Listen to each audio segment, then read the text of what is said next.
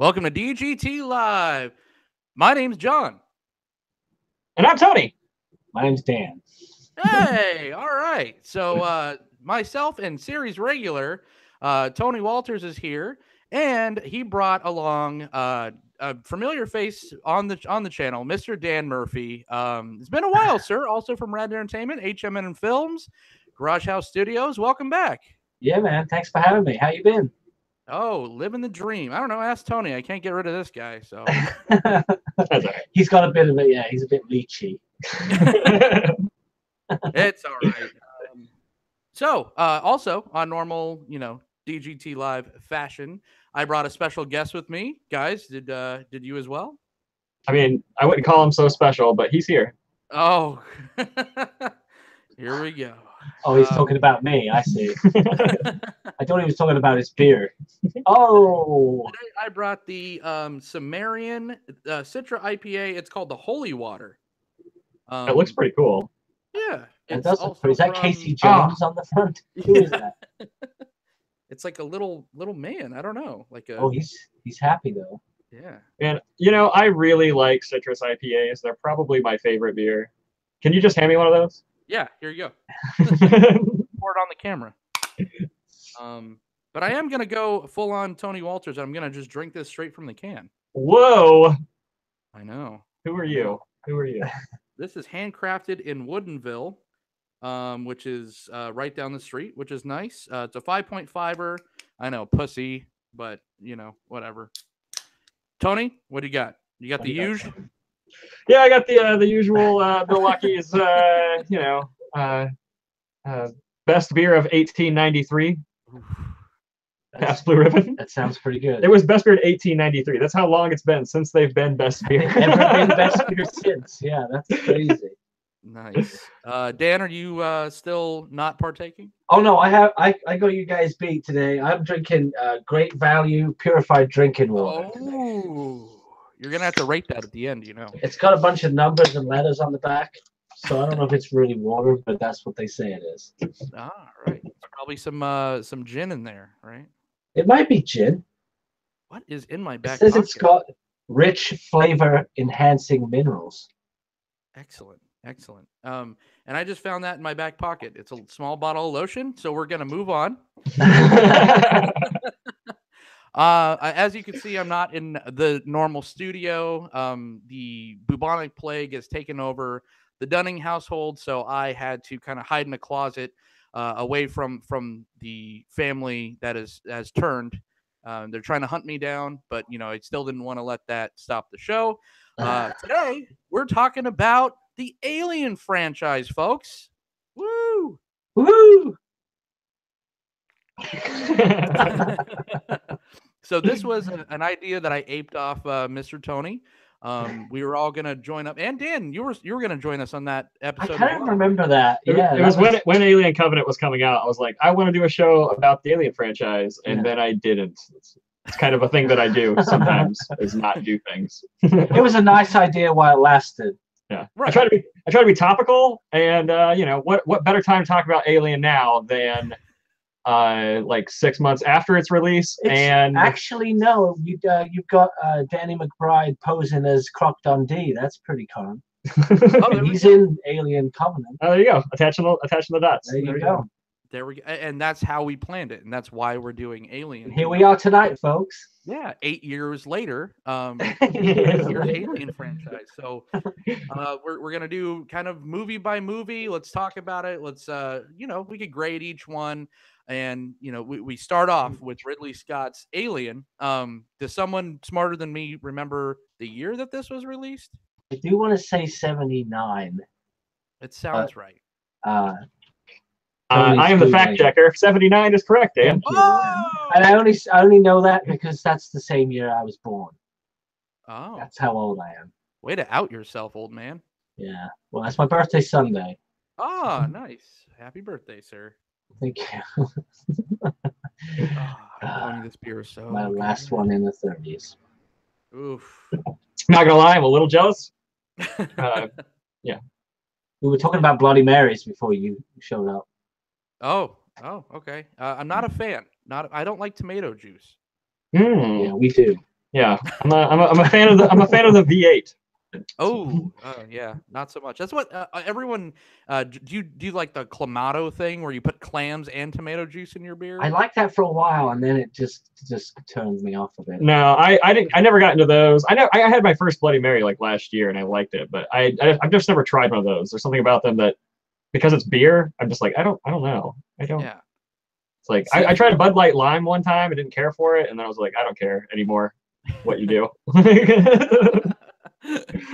Yeah, I don't want shellfish in my beer because it's nasty. That's what everyone in California drinks, and I'm just like literally they make their own and stuff, and it's like this big to do, and I'm just like I don't want this at all. This is a horrible idea, but right, whatever. Okay, on to the movie. Alien, Ridley Scott, 1979. This came out a little bit after. I want to say it was after New Hope, before. Yeah, New Hope was 74. Okay. Sure. Did Empire come out? I'm asking a lot of questions. We're asking a lot of questions. 77 was A New Hope, so yeah.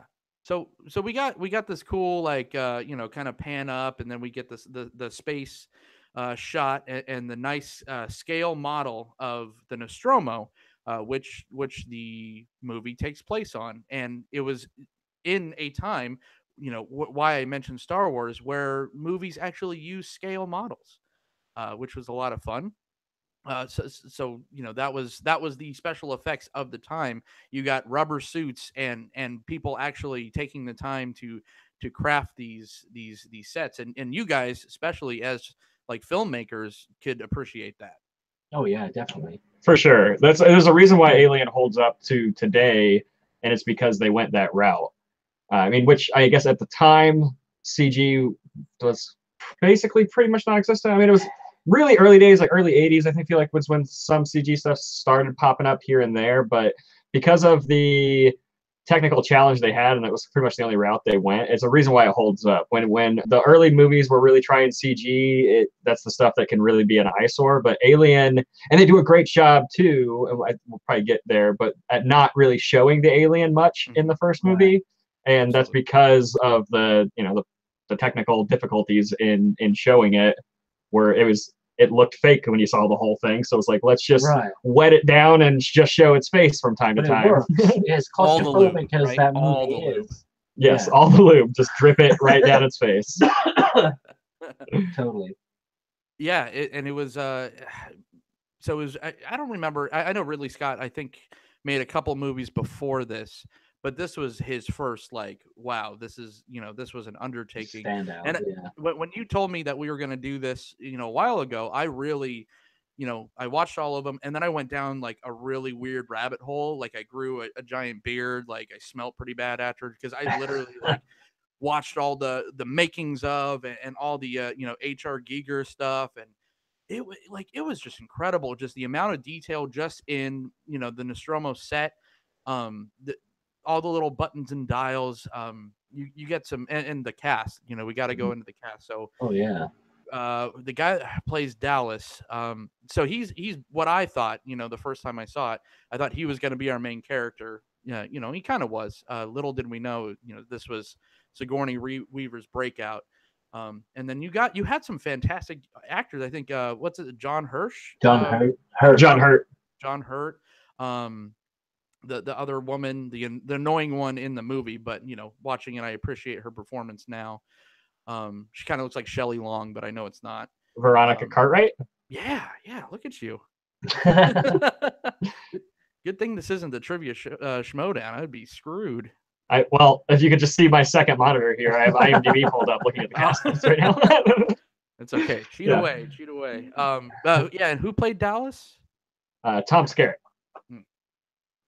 Yeah, and just the things that Ridley Scott put these people through to get these, authentic kind of performances in this first movie. And this is all just before, I'm talking before we get to the actual, events.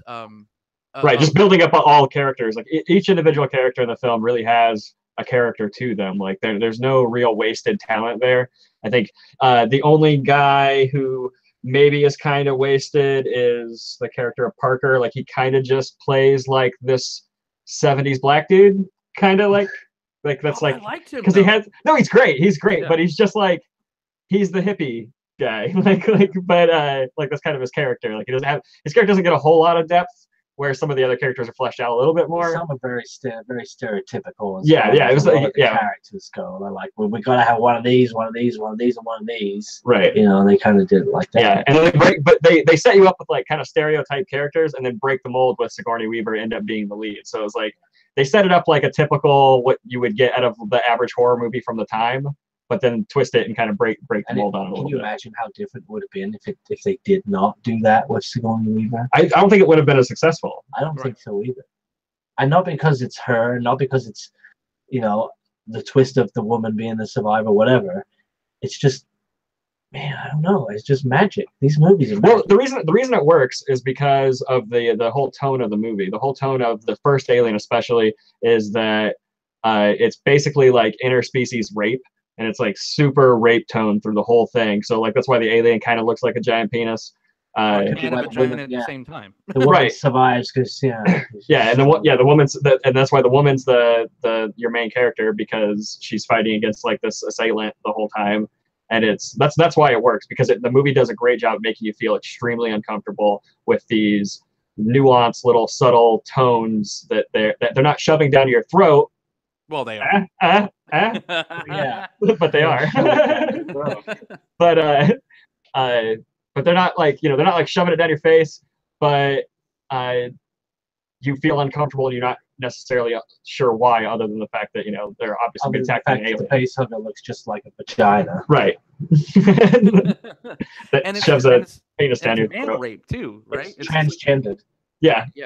No one's. But once you get into the whole how things were made and going through trial and error, it makes it make sense. But at the time, this was just a really terrifying, really cool, just very uncomfortable film. People would just, can we cuss on your show, or is this yes, please. People, what can you imagine? I mean, I know when I first saw it, I was a kid, but can you imagine if as an adult going to the theater to see this, and the first time you saw the face hugger alone, people must have been like, dude, what the fuck? I remember seeing it as a kid and being absolutely terrified. Can you imagine? And as a kid, you would be like, this shit's got to be real, because look how real it has always looked. These movies have always looked real. And going back to what you were saying about just using a guy in a suit, like everything's just been physical effects, hands-on. The fact that it can touch you is what makes it scary. So, seeing that had to be terrifying for them. Even the actors, they read the script, but they didn't really know what they were going to see. Some of this stuff. God damn.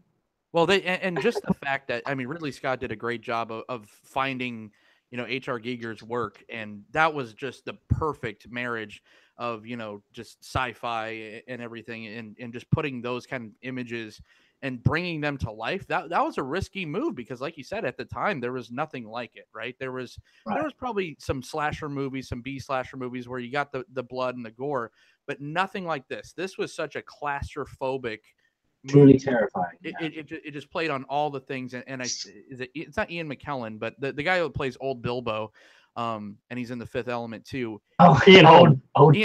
Ian Holm. Such a great. That guy has not aged a fucking day. No, not at all. Right? Not at all. Yeah. The android, right? He is an android. Yeah. Maybe he really is one. Yeah, he has to be, because he had so much to do, and he is not, the main character. I mean, he is a big part of the story, of course, but they gave him so much to do, and he had to have such a nuanced, and that's the big word, in my opinion, for these performances, is everyone is so nuanced. And there was one part where Sigourney Weaver is fighting with what's the black guy's name again? Parker. And they're arguing. I think it's right after what's his face dies from the chest burster, and they're literally arguing. And he kept, I watched in the little, behind the scenes, he kept making him do it till they really didn't like Sigourney Weaver. the actors. Yeah, and at one point I believe Cartwright or whatever, she actually smacked her, or someone actually physically smacked Sigourney Weaver a couple times to get her into that place, because I guess when they started the production, her acting was not at the level of some of these other people. It happens though. I've seen it with my own eyes. Like I've been in experiences where I mean, as the director, he knows what he needs to see. He knows what the scene needs to play out like. You know, he's got that vision in his head. But to get someone else to see that and to get them into that frame of mind, it can be difficult. So I can totally see how Tom did it on Night of the Dolls with somebody in that movie. Like it just wasn't working. It just wasn't, and he had to go in there and get loud, and he didn't mean a word of it, but at the time it was convincing, and at the end he came in and gave her a hug and everybody was happy. But so yeah, that stuff does happen, but it takes that sometimes to get you to go to a place like that.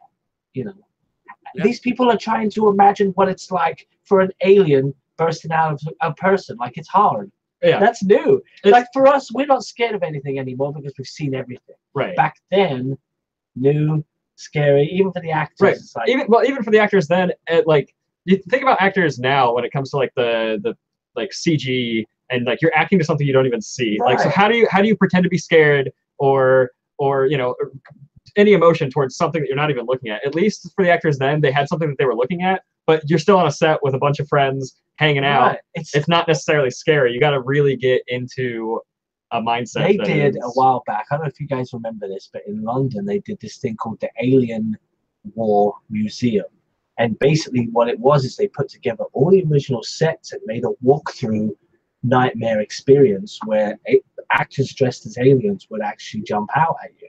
So it was like a haunted house. Awesome. But you walk through these actual environments, and they put it together with sets that they use from stuff, you know, from Pinewood, I guess. Yeah. But that was there for a while. Can you imagine? I never actually went to that. I wanted to. The Jurassic Park ride at Universal Studios scares me enough. Right. Yeah. We have the Mopop down here in Seattle, and it's like the you know, the whatever museum, the God, what I'm out of it today, but it's a museum of pop culture is what I'm trying to say. It's music and pop culture, and they had a whole horror exhibit, and they had all these cool, you know, original pieces, and they had a full scale, you know, the Xenomorph, and just that in a case, that was like the most interesting thing to look at, that someone actually wore that. And I believe for the first movie, it was, I think he was some kind of like African, he was like a runner. Balaji Badejo. That's terrible, probably pronunciation. Like or something. I have no idea. Some athlete of some kind. Some really tall dude.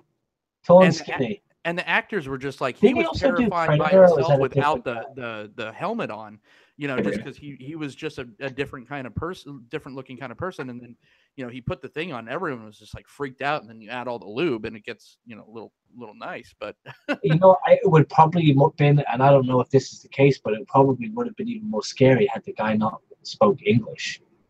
Because if you can't communicate with him either, like, that's scary. It is. People get scared of people in suits, for one. Like, that's a big thing. Yeah. But just going back to just pretending it's an alien, those sets must have been awful because they look really claustrophobic and being crammed in there. You know, I know they know what's coming, but just to keep it kind of, you know, atmospheric. And it wasn't just on the Nostromo, because they actually go to, you know, what later I guess we would call an engineer ship. You know, that's where the initial, you know, where we see the eggs and the face huggers and everything. And even the detail on that, they said that set, it shot a lot bigger, but that was at the point where they started kind of running out of funds a little bit. But Giger, I guess, was just like adamant about making that like the most extravagant thing with however much money they had left. And I mean, that looks crazy. You know, you saw the petrified, you know, engineer and everything, and every little detail is carved out. Everything is slimy and everything is, you know, you smell it, you feel it, you taste it. You totally don't see that in movies anymore. Right. That's because they put in CG smoke and they color it and they do this and that, and we're all guilty of it now, but that's just how it's done. Like, it's just easier. So and it's probably cheaper than just hiring a bunch of people to create a fake atmosphere, and I guess and you're Yes and right no. though, and it's really sad because that's what makes the original movies, because Aliens does the same thing, but that's what creates the atmosphere, and that's what makes it scary, and that's what makes it, because it feels like a real place. right? It feels real. Back to everything being physical. If you can touch it, it's just you believe it more. Tony, what was the budget? Can you pull that up real quick? I can look, because you mentioned cheaper, but you think half of the they got to build processed stuff. out. The hot dogs that are made today are like millions and millions of dollars. Where I don't think Alien had as big of a budget. Its budget was $11 million according to IMDb. Yeah, and that considered today for a big blockbuster. Look how much it's made. Yeah. Cumulative gross worldwide is over $203 million. Yeah. That's it. Wow, that's low. I guess that's box office. That's box office. Right. So, in theaters at the time, but at the time, a movie ticket was tickets were 50 cents. Yeah. Yeah. Probably less than that. Scale wise, that is pretty impressive. But yeah, I mean, not just the suits, but the initial chest burster. That's probably the most famous scene in any of these movies, right? That's you think Alien movies, you think the chest burster scene. I tend to think of Spaceballs. Come on, my baby, come on, my honey, come on, my time, yeah. They definitely helped make it iconic. Not again. Yeah. Not again. How they got him to do it was just priceless too. Side note, I feel like I'm failing as a father. My son the other day, I made a side note. I'm failing as a father. Yeah, I'm a horrible dad, guys. Breaking news.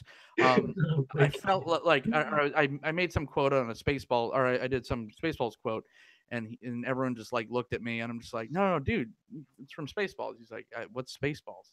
It's like, oh God, the kid hasn't seen Spaceballs. You know what? Shit, Tony, I need to put Spaceballs on. Next time on DGT Live, the most quotable movie.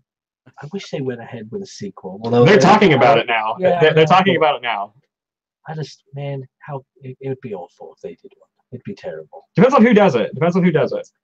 Mel Brooks is hanging in there, right? I would like to see the guys that did the Lego Batman movie do it. Yeah.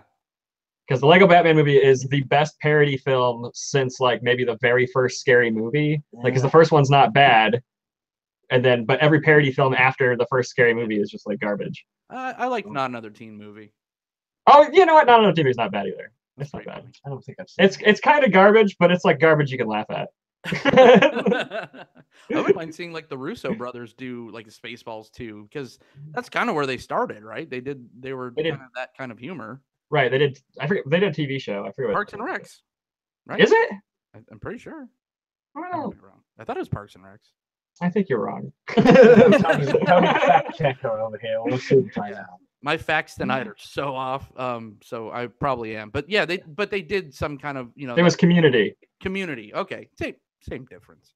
The difference is that I haven't seen Community, but I've watched a lot of Parks and Rec, so I was pretty sure it wasn't that. Same type humor. It's Spaceballs humor, right? It's like surrealist kind of. Yeah. But yeah, go bringing it back in. Those once shit hits the fan initially. Once the chest burster, well, and not even that. It's just Dan alluded to it earlier. Just nothing is more frightening than that face hugger, and it just that feeling that just put yourself in their position.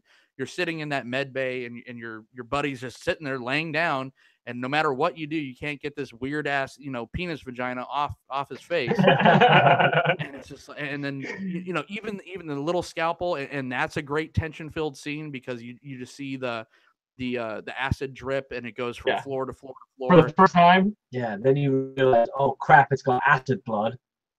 Yeah, it's just what a and you're on a ship flying through space. Like, how do you kill this thing? Any worse? Yeah, like you can't kill it because it'll kill you. Just acid's gonna eat through the hole. Like, it's great. So good. And they literally just like throw it on her, right? Like when it finally detaches and she's just kind of walking through the med bay, and it just kind of like flops on her. But it's still a great like little jump scare. Oh yeah. Because it's gross. Nobody wants that on them. Why do you want a spider dick vagina all over you? All three of those things are scary enough. At least not while anyone's watching. You know? Give me a few minutes alone with that thing first. See what it's all about. Yeah. So yeah, just great performances, and then the one part I guess that doesn't hold up for me, watching it again was the initial. I think it's the initial xenomorph shot, and it's just like, give me a hug, that shot's always just like, I think it's Dallas crawling through, right, and then that's when you get the outstretched arms. I think you're right. I can tell you how that went down. It took 6 hours to put that suit on, and when the guy finally got on set, he lost all enthusiasm. You're right. He's scary.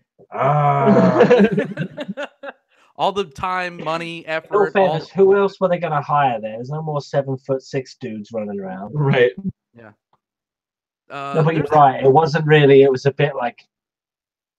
And watching it back, I know we've been bragging up guys in suits, but yeah, watching it back.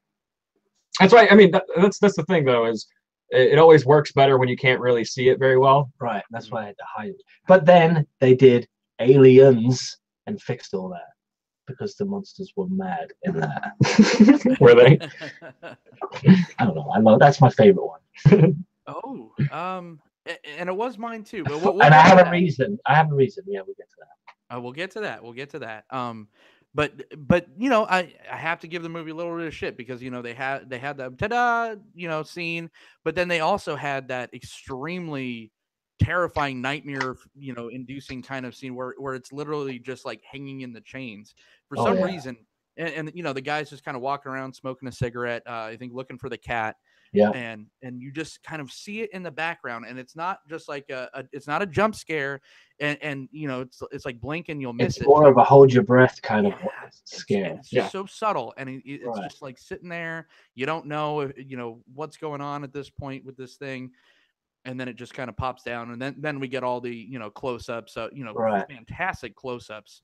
The best part is its camouflage. I mean, it blends in. It can hide about anywhere because it looks. It looks like a machine, but it also looks like a creature. So it's like that's what happens when everything's the perfect organism, guys. That's what happens when the whole every like the art direction was all by one guy. Like so, the ship looks like it.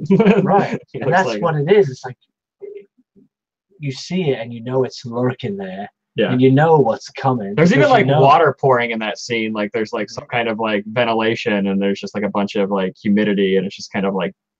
Just water dripping down all those chains and everything. Very like alleyway. It's like a New York alleyway or something, but you're in space. Yeah, it's great. No, it is exactly that. And then the climax is the climax to every Alien movie, and we will get to that too. But it's an alien out of a vent, and Bob's your uncle. That's the movie. But as a whole.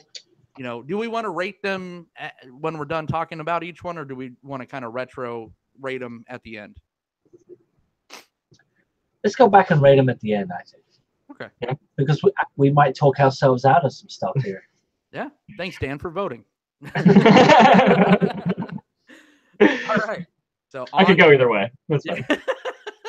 On Aliens, from the director of Titanic and Avatar, Mr. James Cameron, where and Terminator, right? Did you do a Terminator? Terminator. Yeah. Terminator 2 or Terminator 1? He was making bank back in the 80s. Did you both? I think so. You got the computer.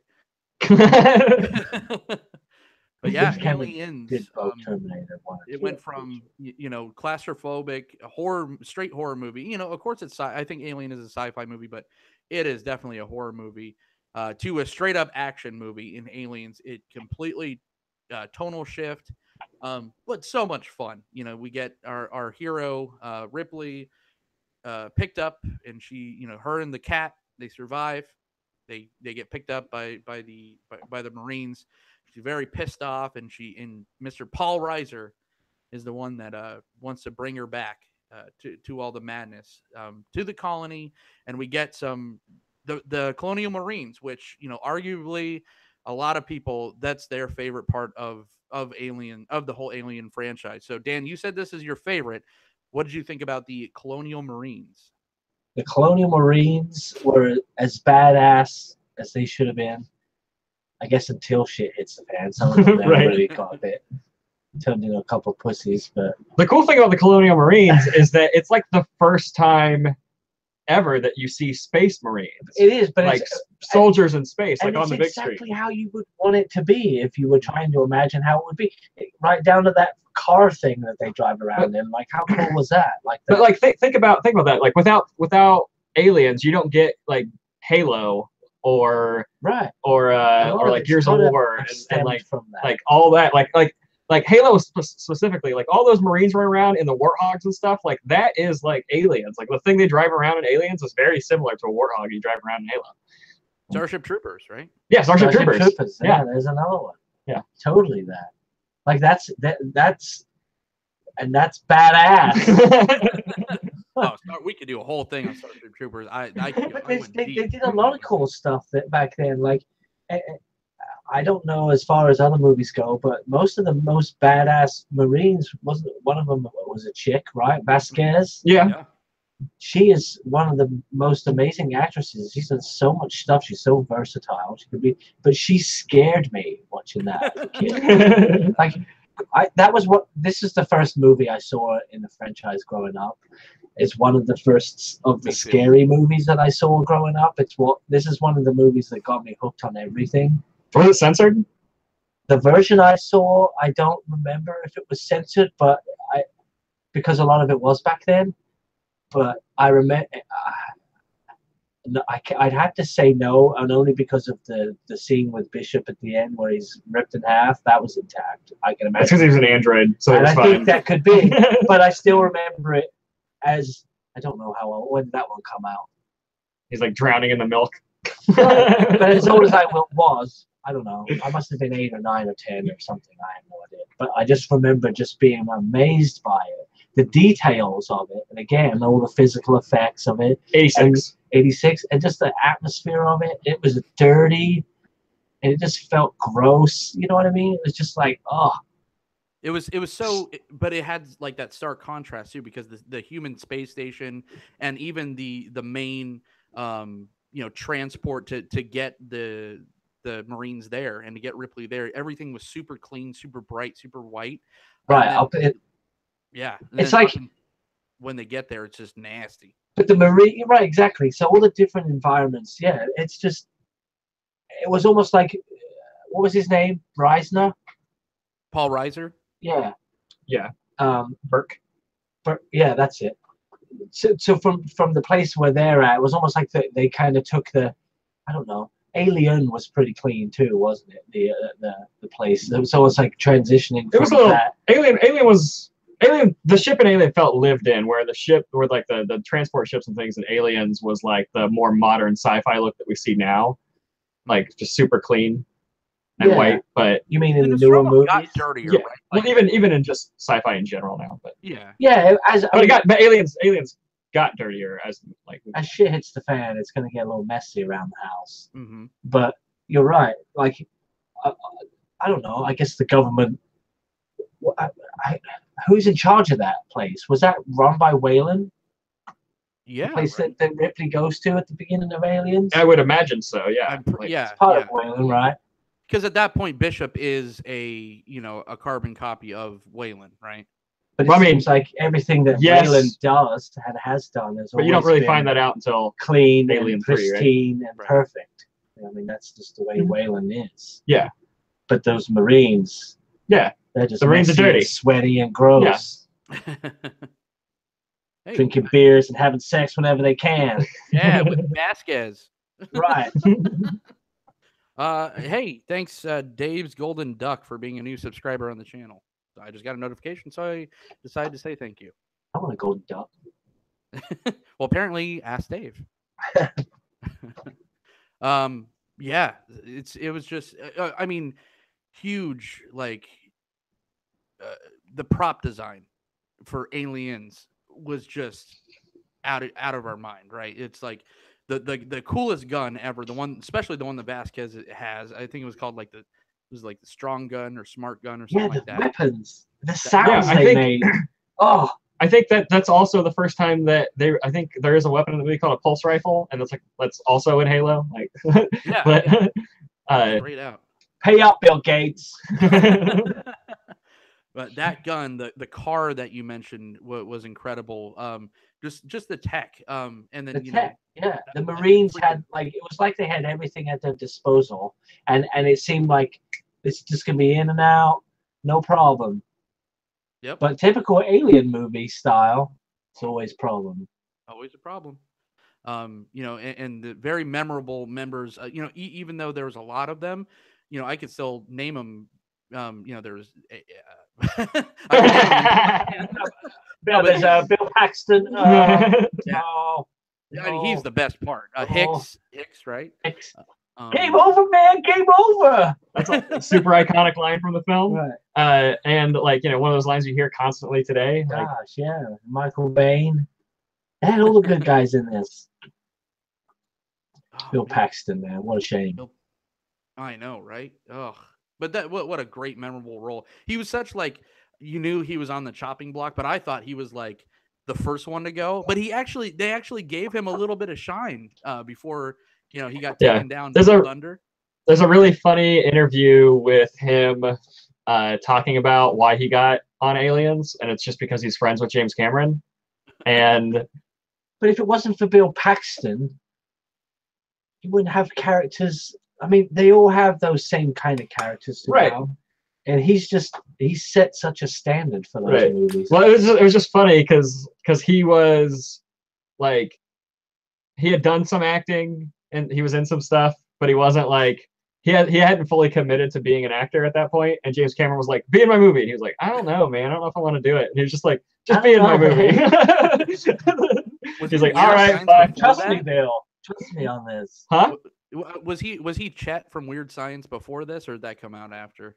I think that was before this. Oh, it had it's to be essentially before. The same role. Yeah, it had to be before that. Right. But it's just great. He's just the heckler of the group. And just like you said, the greatest one-liners. But even Just like comic APOC, relief, I think he was the main guy. He was just like that weekend kind of, I'm gonna retire in 10 years. He was just like counting down the days. He was just like grizzly old captain. He wanted nothing to do with it, and then the shit hits the fan. It's just like he was one of the first ones to go, which they subverted a lot of expectations because they kind of killed them off in kind of an unconventional kind of way. You're just left with Corporal Hicks and freaking Bill Paxton and Vasquez. Well, let's talk about that too. The style of that is was somewhat new as far as the helmet camera kind of technology and how they shot that. Man, that was kick ass. Like it's almost like found footage in a way, the way that they presented that. So a lot of the way they built up the scares was just using the crappy cameras. Like it was just clever how they did that. And if they weren't Marines, you couldn't have probably done that.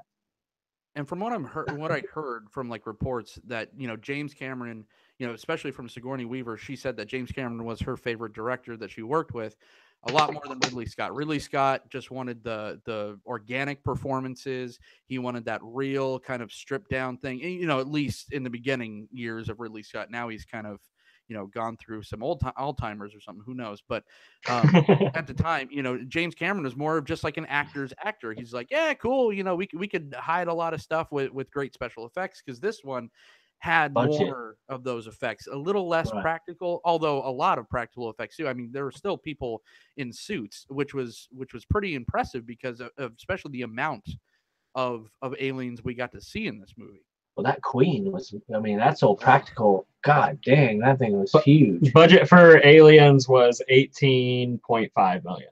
See, that's still, from today's standards, as action-packed as that movie is, and if you just think about all the special effects that are in it, everything is fake. You gotta think, too, this doesn't account for inflation or anything, so this is $18.5 million in 1986. Salaries, there's a lot of people with their hand out in Aliens as well.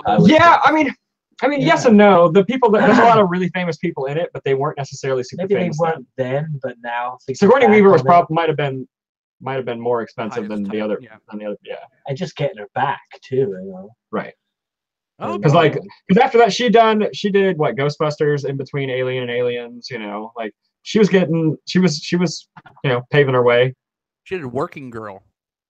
Working Girl. She did a lot of movies back then that really I don't know if they're necessarily forgotten about, but yeah, I mean she was in like Working Girl came after Aliens. Yeah. Well, that but it was before Alien 3. Yeah. As was Gorillas in the Mist. And Ghostbusters 2. And Ghostbusters 2. But we can scratch that too. I choose Gorillas in the Mist. That was actually a pretty frightening. What's wrong with Ghostbusters 2? What's wrong? What? Isn't wrong with it. There's a lot wrong with Ghostbusters 2, dude. Whatever. It's better than Ghostbusters reboot. Oh, well, I blocked that from my memory. That never happened. That's not canon in my mind either. Yeah, well, it's not. It's not in anyone's mind because it's. Oh God. Sorry, that's a whole nother show. Yeah. That's a show I'm not having because, like I said, it never happened. So, God, just stop fucking with my childhood. Seriously, stop. No one wants Transformers and more Ghostbusters. Let those things just be what they are. I'm glad that this franchise has still carried itself, this far with some pretty okay sequels. Just okay. But think about other franchises, Yeah, other like Terminator just keeps running itself in the ground. Give it a rest, Terminator. But yeah, so moving this one along, we get Newt, and say what you want about Newt, the dynamic between her and Ripley, and that kind of brings you get a lot of torturedness from just the mother-daughter thing, because she saw pictures of her daughter kind of grow up and die as an old woman without her while she was in stasis. And right. That's why Newt was there, really. Right. Well, but it also it mirrors it's Ripley being a mother to Newt, but it mirrors the mother of the aliens, and then the interaction that she has with the Queen, and the what is it? Stay away from her, you bitch. Is that the line? Right? Is it stay away or get away? I think it might be get away. Scream really made that confusing for the whole world. Thanks, Wes Craven. Yeah, but no, have you seen the special edition version of Aliens? Yeah, it's probably it's a lot more Newt action. It shows her with her actual family being alive. It shows the colony. It shows. Yeah, I don't know if it actually shows shit hitting the fan, but it shows a lot more backstory about the character of Newt, which isn't really necessary. But no. I mean, you can assume she had a family. Yeah, it's a plot device. I mean, right. But she also is there to make the movie scarier and more threatening, and obviously you throw a kid in the mix with that horrible alien. Right. Aliens. Nobody wants to see that. Yeah, one of the Marines falls down in the water scene when the xenomorph kind of comes up behind her. No one would have given a shit. Everyone would have been clapping if it was an adult down there. But you're shivering. It's terrifying because it's a child. Right. Oh. And the facehugger scene in Aliens is when they're locked in that room. That's the scariest. One of the scariest scenes ever. Yeah. Mm-hmm. Oh, and then you already alluded to. Are you sure this isn't your favorite one? We'll get to that. But the Queen scene, for me, that was my very first introduction to the franchise. I remember I was playing Super Mario upstairs or something as a wee John, and I went downstairs to get a drink, and the rest of my family is watching this, and that's the first thing I see on the TV is this dude get a fucking giant tail. Protruding out of his body, and he's. God, we almost have the same story. Like that's how it went down for me. I don't remember seeing much of the beginning of the movie. I remember coming into the middle of it. Brothers? I honestly do have a long lost brother or sister. Oh shit! Mom said she killed that guy. No, we'll talk about this later. Yeah, right. We'll do the family tree. We'll take one of them DNA tests, brother. Jonathan Murphy. But yeah. What was your you kind of know ours because apparently we were in the same room. But Tony, what was your first introduction to this franchise? I think that my first introduction to the franchise was Alien. My aunt was obsessed with the series. And at this point in my life, I think Alien Resurrection had probably come out when I first started watching Alien movies. But my aunt was obsessed with the franchise, so like it was kind of like, you're gonna sit down and watch these movies. She was 10 years older than me, so she was like, you're gonna sit down and watch these movies, and I'm like, I don't know, 8 or 10, and she's like, you're gonna watch all these movies back to back, and I'm just gonna be terrified. So but I fell in love with them just as much as she did. She would watch them like I don't know, most kids watch some movie before they go to bed every night. If you were lucky enough to have a TV in your room, she would watch Alien every night before she went to bed. So it was like I would stay that at her house all the time, and we would watch Alien. Your aunt sounds really cool. That's a cool accent. Yeah, like Alien was like her thing. So yeah, I was introduced, like I had to watch them, from the first one on. So yeah, and I literally just left the house watching Alien Covenant with my 10-year-old. Yeah, Nice. It was his first introduction to the franchise. Introduction to the franchise. So this Alien Covenant did some good. Okay, fair enough. But yeah, just going on, before we move on, just that Queen is pretty much just the cake topper on the entire franchise. That I don't think anything that came before or came after was just visually as stunning, as breathtaking, as horrifying, as beautiful as that Alien Queen, and just the way it moved, it hissed, it did all the things. It was it was just the best part of, and it might just be because that was my introduction, but it was just, I mean, I got obsessed as a kid. I made my, we didn't have money, but I saved up my whatever to go buy the, Kenner, send in the Marines. Do you remember those commercials? Oh my God. Alien, send in the Marines. Like I just over and over and over again. And I had that fucking Queen Alien, and it was just like my prized possession forever. Just because that's the best movie monster that I think we'll ever have. Totally. I could disagree, but that's fine. No, I agree with him. I think just because of where I was at when I first saw it, like movies don't scare me now, and movies have never really scared me. But that thing was just, you were just like, there's no fucking way you're getting out of this when you saw that thing. And it's trying to get the girl out of the grates, Oh God! And then when Ripley shows up to fight it, it's just like, it's one of them get up out of your seats, and cheer at the TV moments. Yeah. Absolutely. That finale. The line is, "Get away from her, you bitch." Get away. Yeah, I love that movie.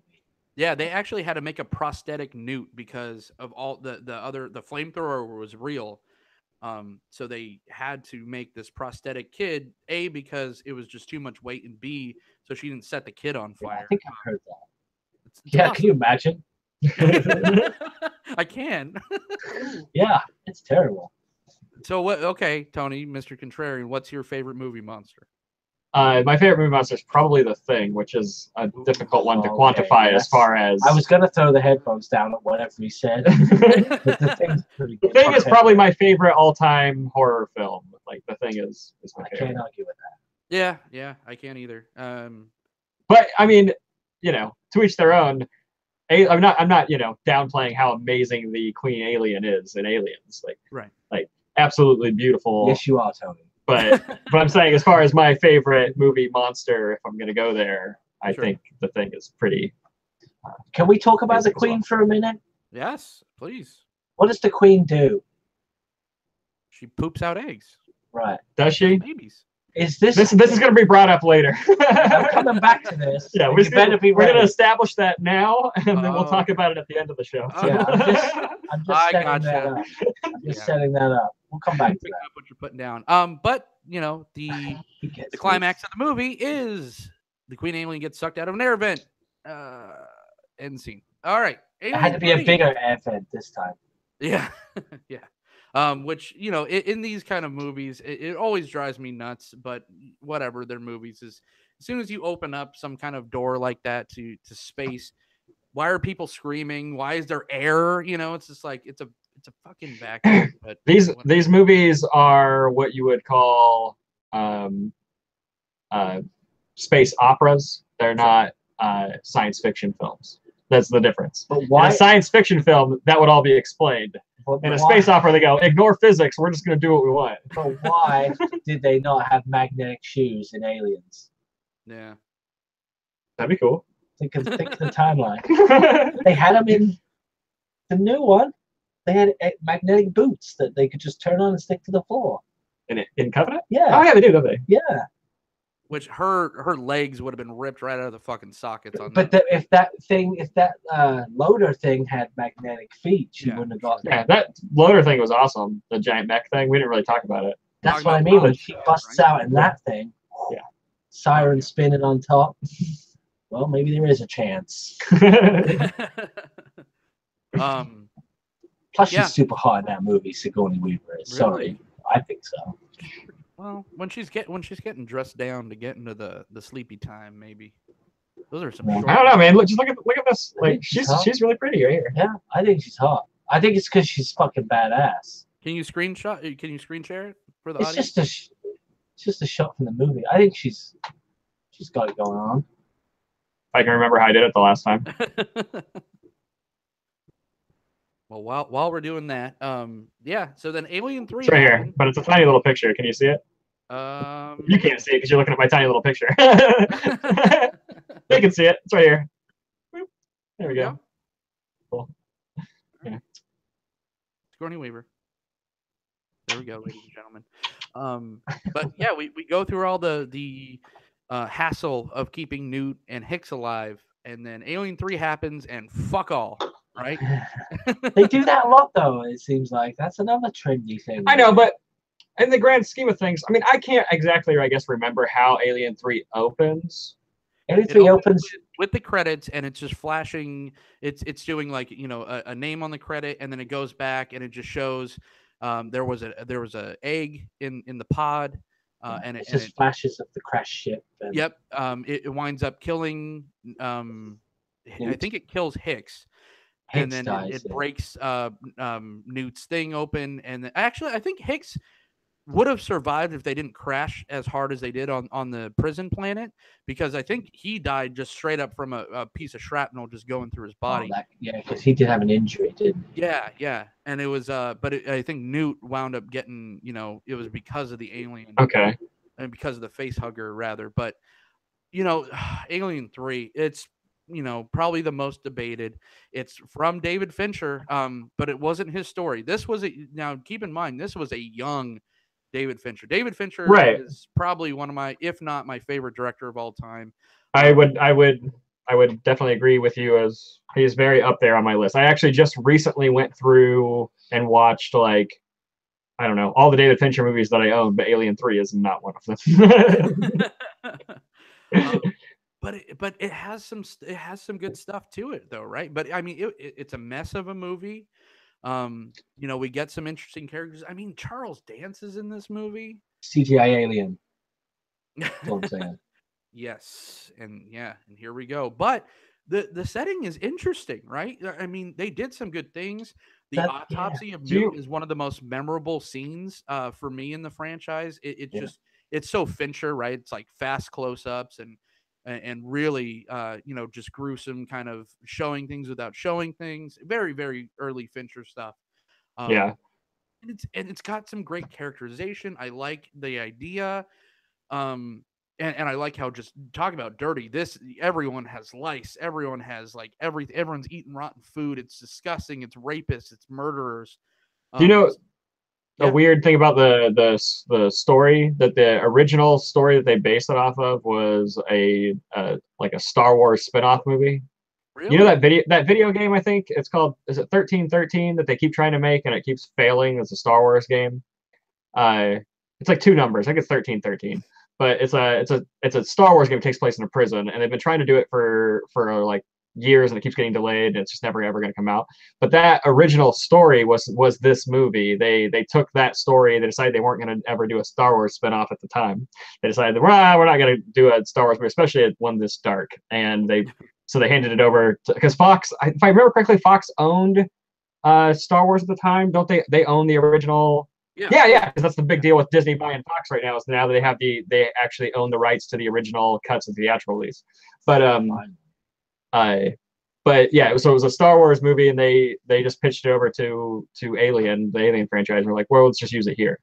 So that's just a weird little nugget of information in my brain that I thought I'd share. A little piece of shinfo, if you will. Shinfo.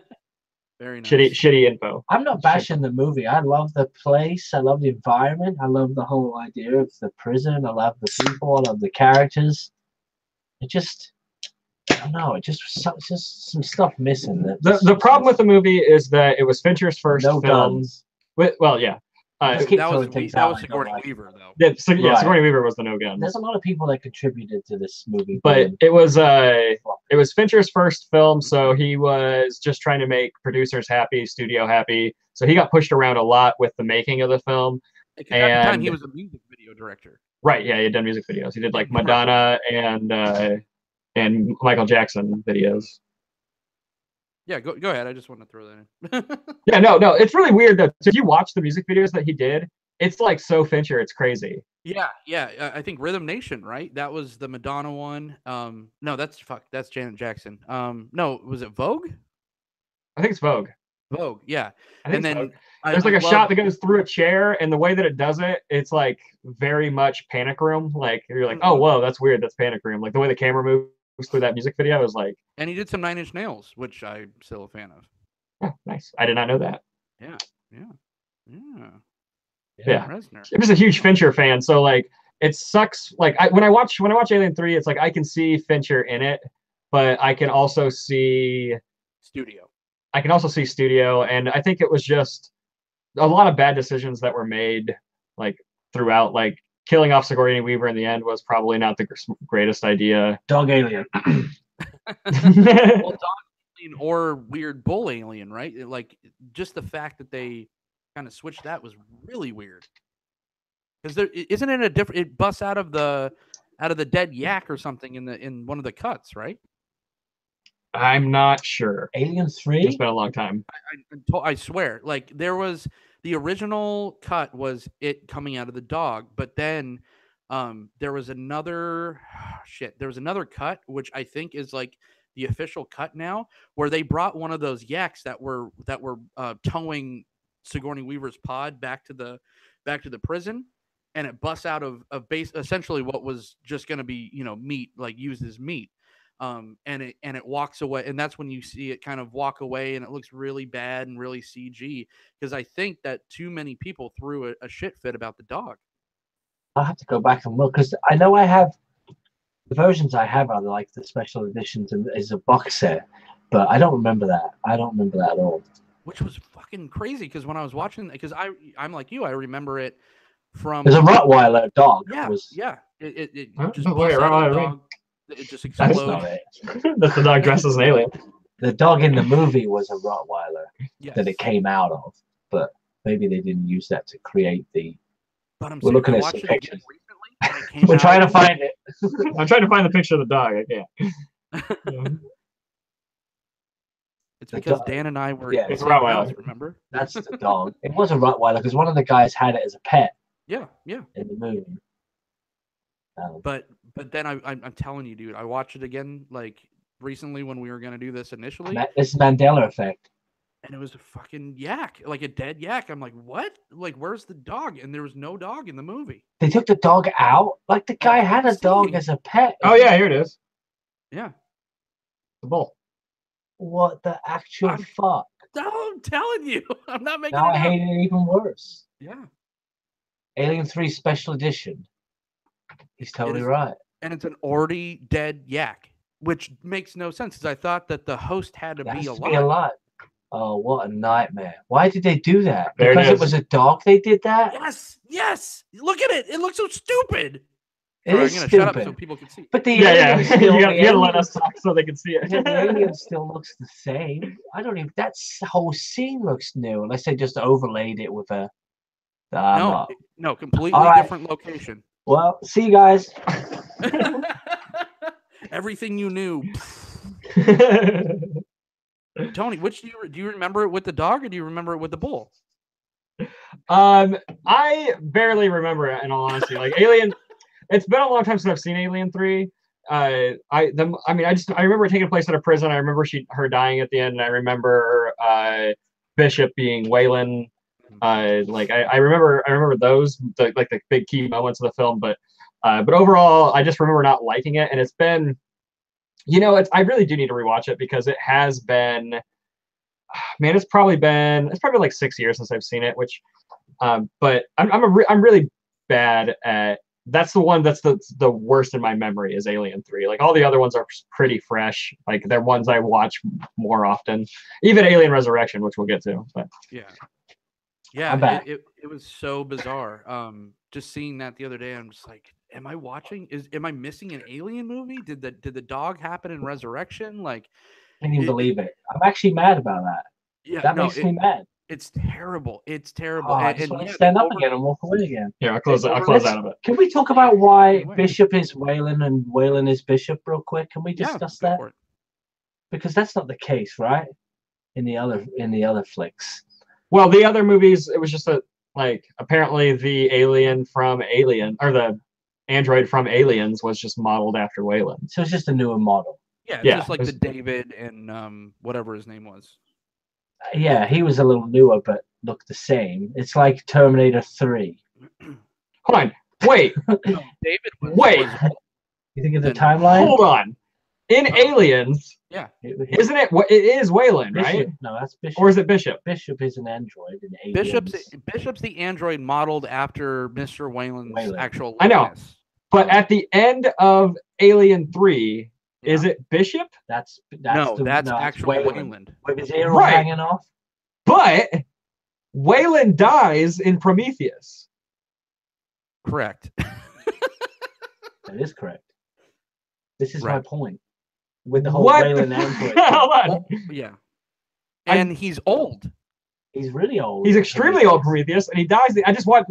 Out of all the Alien movies I could have watched last night to get something fresh in my mind, I watched Prometheus for some reason. So it's very fresh in my mind. I'm getting at the guy that plays him in the newer ones. I forget his name. Guy Pearce. Yeah, Guy Pearce. Yeah.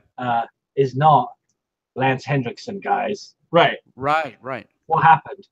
They don't even mention the fact that he's technically supposed to be Wayland. Is Lance so Hendrickson Bishop's still alive? Is not canon.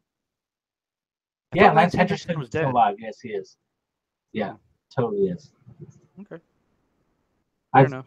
I actually met him a few years back. What? He smokes a lot of cigarettes, so he probably doesn't have long. He's credited as Bishop 2, not as Wayland. Bishop 2? Yeah. He pretends to be an android in the movie, correct? Yeah. But he's not. He's himself. Correct. And he wants to go there and see it for himself, as he does in Prometheus. But wait, so, Tony, you're saying that he's credited as Wayland 2 in the credits in Alien 3? Bishop 2. He's credited as in Alien 3. But they address him as Mr. Wayland. Maybe they're trying to oust all their mistakes, like they did with the elk. Goddamn elk. What the fuck? Craziness. Yeah, this franchise has some holes. I'm doing a little Googling right now. I gotta know. Because I was just watching it last night, and I was just like, wait, it makes sense if he's modeled after Wayland, and it's just another android, maybe with his consciousness or something. I always thought that was the actual Wayland. So did I. That's what I remembered it. Well, even if Guy Pearce is the Wayland, it is the actual Wayland, right? From Prometheus and Covenant, that's definitely not. What if Wayland is here we go. No, it's in Alien 3. He's Michael Wayland. In Prometheus, he's Peter Wayland. It's a son. That makes sense. He's a descendant of Peter Wayland, who served as a synthetic component designer and engineer. He's the engineer of the models at the time. But Prometheus was something along the lines of 2160 or something, right? The date. Bring up the dates of when each movie was supposed to be set. Well, it was only a few years before Alien, right? Because that's what they travel around, and it takes 10, 20 years to travel. So at least he has to be a great grandson. Right. Well, there's right. He could be. It says descendant. It doesn't say son. It says descendant. There's a time that jump makes after sense. Alien to Aliens, right? I think it's like a 60 or 80-year time jump because that's Oh when yeah. Sigourney Oh yeah. Weaver's daughter, lives a whole life and dies. Right. So, ugh, what a mess. Right. But the original Wayland wasn't as conceited and didn't create his because he kind of talked to him like he was his son, I guess, didn't he? He was more of his creation than Are you talking about actual Wayland in Covenant and Prometheus? present day Wayland. Yeah, in Wayland in Prometheus Wayland. had a daughter, not a son. Guy Pearce Wayland. Okay. He had a daughter, not a son, because what's her name? Charlize Charlize Theron is his daughter, but his son is David, like his creation. Sorry. All right, little, yeah. Every Sorry. real true Alien fan right there was yelling at us, saying, Yeah, idiots! Don't you Right. understand? It's hundreds of years. Right. I'm 2 years deep. And I was just studying these dates earlier. I don't know why I got so worked up about that. Well, I mean, the whole bull and the dog thing just it pisses me off That's to the core. stupid. I didn't even know that happened. That's like when they added all the extra crap in the Star Wars stuff, walking in front of the camera and like, what's the point? Yeah, and it had some. So is it an animal rights thing? Did Linda Blair write in all upset about the dogs? What's happening? Well, that whole movie was plagued with like gun rights and so yeah. Probably animal rights. Then why make a scary movie in the first place if you're going to take all the scariness out? Yeah, and that was the thing where she just had way too much control of that movie because she had the no guns and she told them the only way I'm doing this is if you guys kill me off because I don't want to do any more after this. And she was the most badass bitch with a gun I've ever seen. Now, exactly. Why in the world would she do that? Like she had way too much control. Especially for an actress. Like think about that. It's like it was just like the perfect storm of shit because they had a lot of other larger name directors initially attached to Alien 3 and then they gave David Fincher his shot and look what happened. So thank God for that because that could have been the spark that gave us all those great Fincher movies, but they wanted to get this kind of studio director, this kind of first time person to push around because Sigourney Weaver had her things, the studio, it was just a big mess. I heard they went through a shit ton of different, rewrites and everything. A lot of them had to do with, like, I think one of them had to do with like a shopping mall. Like it was like full on like Day of the Dead, but Hicks and Newt were still alive. And it was there are 6 writers for this movie. That's what. That's the story right there, right? Right. It's a shame because it, like you said at the start of when we were talking about this one, the actual premise behind it is really good, and they explained the no gun thing quite well, I think, as far as that goes. But they made it work, right? They made it work, yeah. But it's definitely it's my least favorite one. Yeah. Which least is least favorite one? I think so, but only because I wanted it to be better. It could have been better. It should have been better. Yeah, I would probably say it's my least favorite one too, just because it's the one I watched. Especially now they took the dog out. What the heck? That was the nail on the comment. Thank you, Garrett Sanderson, for being a new subscriber on the channel. I just got the notification. Welcome, welcome aboard. Hey, welcome. The Walking Deb is back on. Hey, sister, friend. She's my actual sister. Hey, Deb. I should. Oh shit! No one's checked the chat, and I've been checking it. I'm talking to people. Becca's in there too. Hey, Rebecca. Yeah. Or she makes a mean Bloody Mary. Maybe she's coming over with a couple. You're a better host on my channel show. Like I don't check the chat apparently. I'm pretty bad. So thanks, Tony. But yeah, so Alien 3, let's wrap it up. Well, first off, it's just like at the point where we knew that she had the chest burster in her, that she was in fact impregnated, right, so to speak. Did you guys think that she was gonna find a way, or did you basically think that they were going to kill her when you were watching this for the first time? It's hard to say. The ending is actually quite perfect, but right. I mean, for what they set up, I think the ending works really well. Even though I think it was a mistake. CGI swan dive. Yeah, CGI swan dive for sure. Alien did get sucked out of a window. Oh yeah, that too. Yeah, the only one. So applaud for being different. Yeah. No. Yeah, but no. It's like yes, but no. Yeah. We're applauding it for being different, but no, we're not because it sucked. Yeah, I think it worked for what was set up, but by the end of it, I mean, by the end of the movie, for me, I just remember just thinking that I was kind of bored. The problem is they went from Aliens right to Alien 3. Yeah. Like there was no in between. It was action-packed madness to. Right. I'm actually upset that we're never gonna see Blumkamp's version of Alien, because he wanted to get like him and Sigourney Weaver were on board. He had it written. It was gonna take place in between Aliens and Alien 3, and it was gonna. Not while Ridley Scott's alive, folks. Yeah. Yeah. Yeah. But I was very excited because I think that his style, and talk all the shit you want about Chappie and I can't talk a lot of shit about Chappie. I love Chappie, but I love everything that guy's ever made. But talk all the shit you want about him. His style, I think, would fit the franchise really well. I totally agree. I can't argue that at all. Chappie was a little weird. Tonally, Chappie's weird for sure. It was tonally. It was kind of a cornucopia of fucking. Oh, definitely. It definitely is. I mean, I understand the people that didn't like the movie. I get it. But I thoroughly enjoy it. I haven't seen that one. But what is it? Whatever his first movie was District 9. District 9. District 9. District 9. And District 9 is the first one, and then I love Elysium a lot. Elysium, a lot of people. I mean, District 9 is almost a damn near perfect film or whatever. But like, I really like District 9 more, and I think that a lot of people don't like District 9, but I like Elysium more. Right. Sorry. Right. Okay. Blumkamp show later, guys. Oh man, this is great. This is like constant show generation on this show. Okay, so yeah, she takes a swan dive and it is different, so great. We got to see Wayland, which now we're all educated that wasn't the original Wayland, but whatever. And that's it.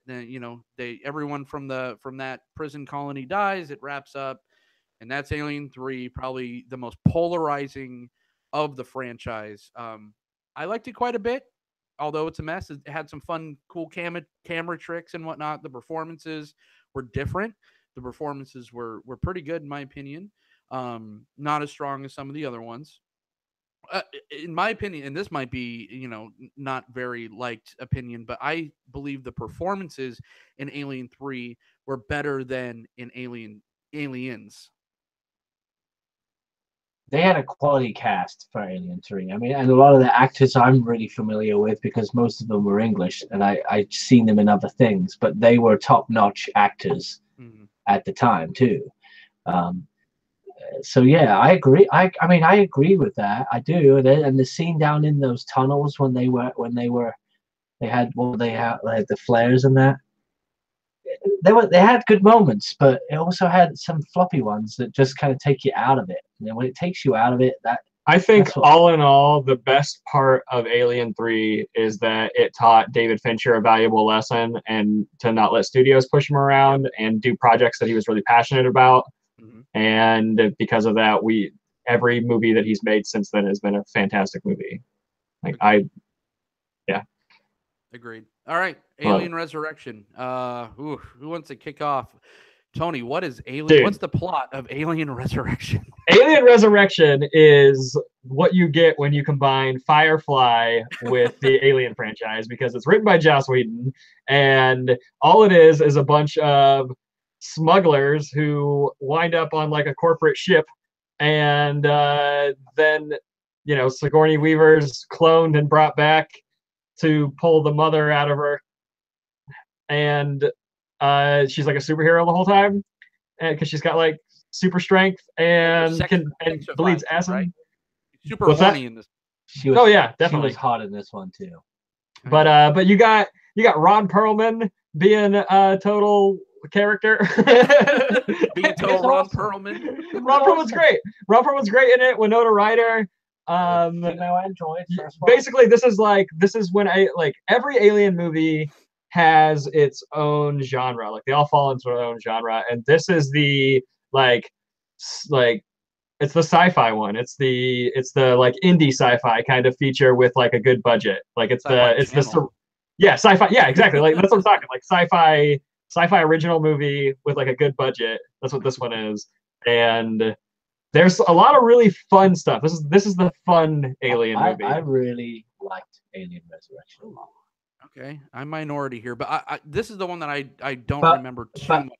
Only because of how fun it was Because to watch. it's a fun movie. It's not scary at all. And it's almost like it could be fun for the whole family. No, definitely. But I mean, I dislike that because I think this is what they were trying to do after this, after Alien 3. They're trying to figure it all back out again. They said we didn't put the fun back in this franchise, but they never had fun.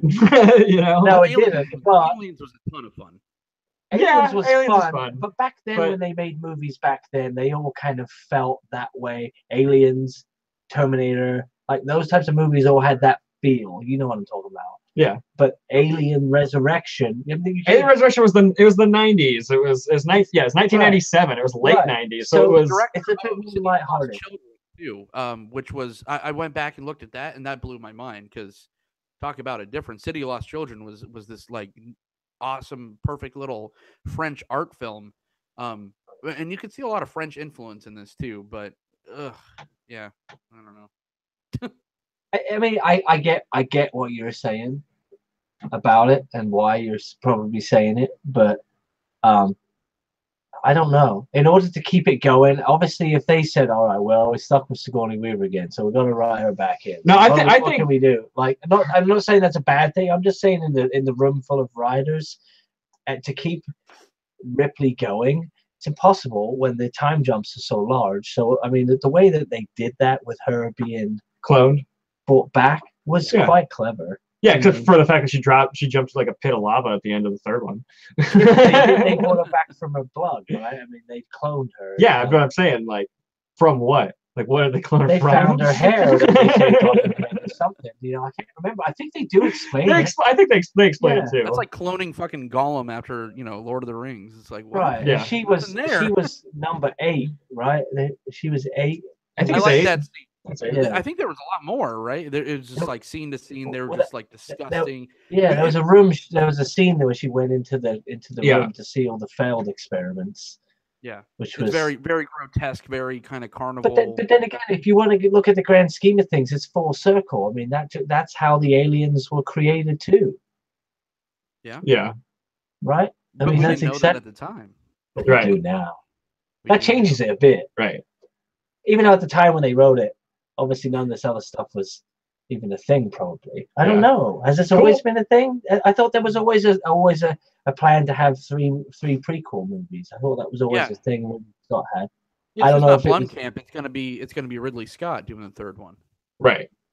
Right. I mean, I don't know how if that was always there. Yeah, I don't think it was. No, I don't think it was always there. I think that Ridley Scott's return to the franchise. Well, I mean, we're getting a little bit ahead of ourselves, but as far as like Prometheus is concerned, I don't think that when Ridley Scott set out to do Prometheus that he was setting out to make an alien movie. I think that Fox really forced him into turning Prometheus into an alien film. Yeah, I think that when he set out, he just wanted, like, it wasn't a standalone. Like, I don't think he wanted to tie the universes together whatsoever. I think that when he made Prometheus, he was just making a movie about the scientists that wanted to find their creators. The fans ruined it. It wasn't the fans that ruined it. It was the studio. Fox wanted him to tie it to Alien because they thought they could market it better if he did. So then he tied it to Alien, but he didn't tie it enough to Alien for the fans to appreciate it. And all in all, the movie itself is rather boring. Now we're jumped ahead, but I watched it last night and it's I forgot how boring it is. Because I was for the same reasons you're saying. But I don't want to jump ahead to Prometheus because I got things to talk about here about Resurrection. Yeah, go ahead and wrap up Resurrection because I'll wrap up Resurrection real quick. The basketball scene is awesome. Yes. The underwater stuff is really cool. Yes. The dude in the wheelchair is a badass. Yes. Winona Ryder when she's an android and she like talks through the speakers through the whole speaker system. That was cool. By pulling out one of her moles. She pulls out a mole, right? Yeah, she pulls out a mole. Yeah. Yes. It's great. The creepy dude who's like the head of the whole project, and he gets like abducted by the mother or by the queen, and he's all like up in the stuff. Oh yeah. And like she gives birth to the human alien hybrid thing, which is like that's where the movie kind of falls apart. No, I don't. It's so stupid looking. But what else were they gonna do? But then when he's like, "Oh, you're so beautiful," and it bites his face, like that was kind of cool. Yeah. The whole other thing with the xenomorph is that it can't emote. You don't know what it's thinking emotionally. This stupid like hey, it was a It's baby. a disaster. It's like one of the failed clones. Like it really wasn't. I mean, it's just it's a bastard. Yeah, It wasn't supposed to be there. Yeah, it was You an know, abomination. It's supposed to be like turn off the it's supposed movie. to be one of them like oh, you know, it's just. And then it gets sucked out of a hole because she cuts her wrist and throws her blood on the window, and it eats through the window, and then it sucks them out part by part. It's pretty badass. And she cries because it's her child. Yeah, but still, he's got acid blood. Yeah, but she was like a superhero, and it was cool.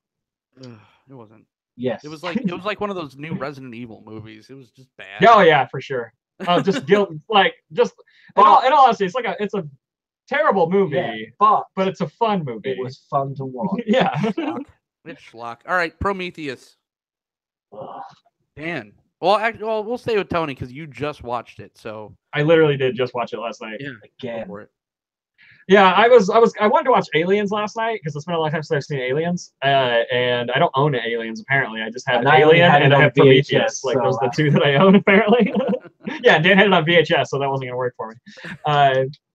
So yeah, I watched Prometheus last night, and I really forgot how boring the movie is as a whole. Like it's just it's kind of very flat. Like I think it has a lot of really cool stuff and like some absolutely gorgeous visuals. Like just giant landscapes and just like really beautiful stuff going on. But and I think the story itself, if you just look at it as a story, has a lot of potential that was kind of wasted. But the only thing that works extremely well is the character of David, even though David's motivations throughout the film aren't clear until you watch Covenant. But his motivations throughout the film, at first, watching it now, it makes more sense. But at the time, on first viewing, his motivations don't make a lot of sense. But Michael Fassbender, he's fantastic. Idris Elba's great in it. Even Charlize Theron is great in it. Even though she's not given much to even do in that movie, except for not be able to turn left or right when she's running. But Rick and Snark that shit. Yeah, but we can talk Game of Thrones spoilers. Tyler's not here. But they do. There's a lot of really great things in it, but there's a lot of terrible stuff in it. Like the navigator gets lost, the animal expert gets eaten by that fucking snake thing, or gets it jammed down his throat. And ironic. I don't think.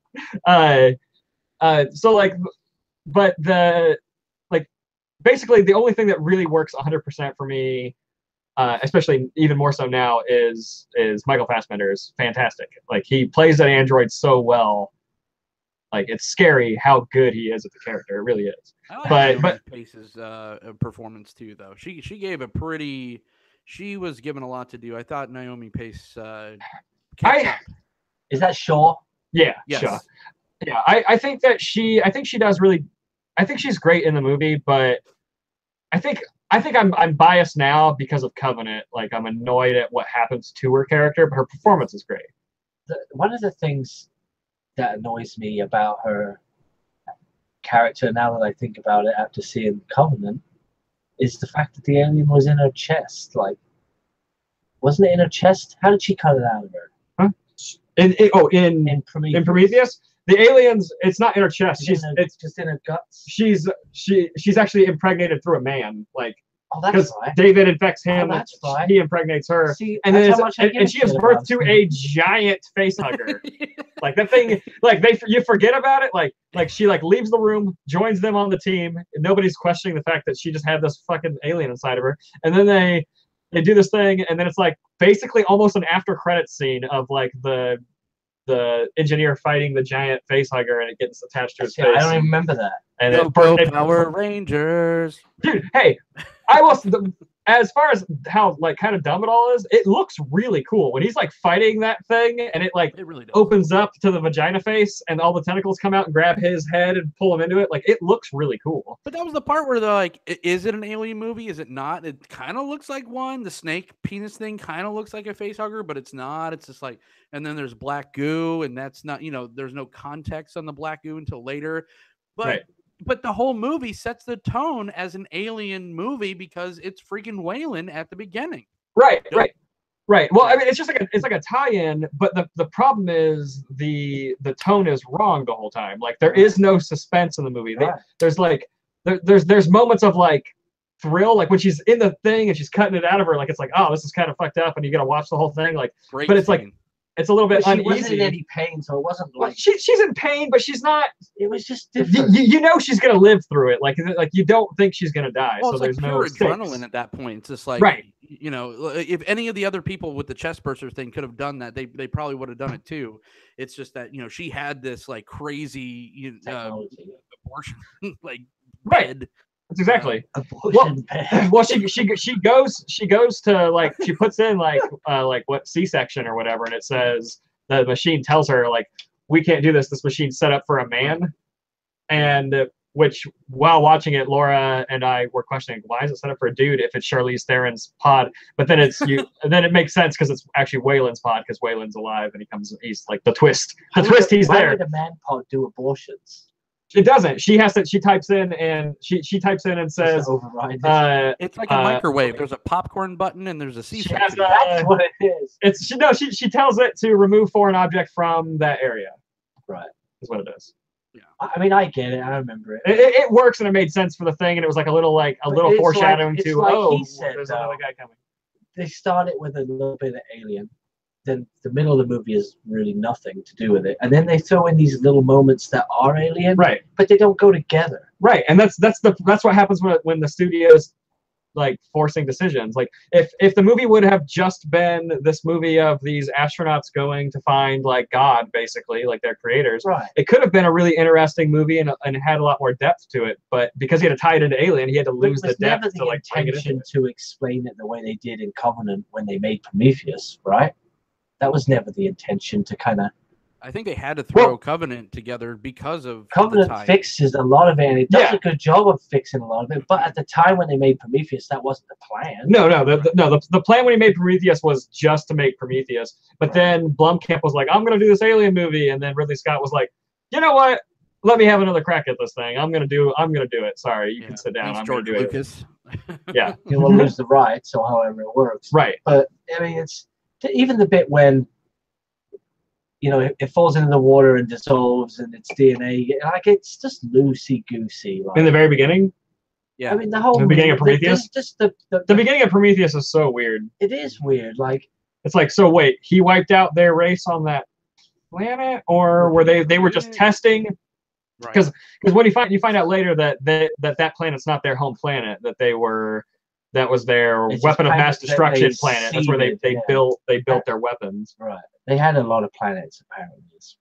But I know it was kind of just thrown together because of all the reasons that we just mentioned. But how did they wind up explaining the big xenomorph mural where we got the snake monsters if the xenomorphs technically didn't exist yet? All right. Remember what I said earlier about the pods? We'll get into it. Yeah. What came first, the chicken or the egg? Well, no. The xenomorph existed then. It existed, but in a primitive form.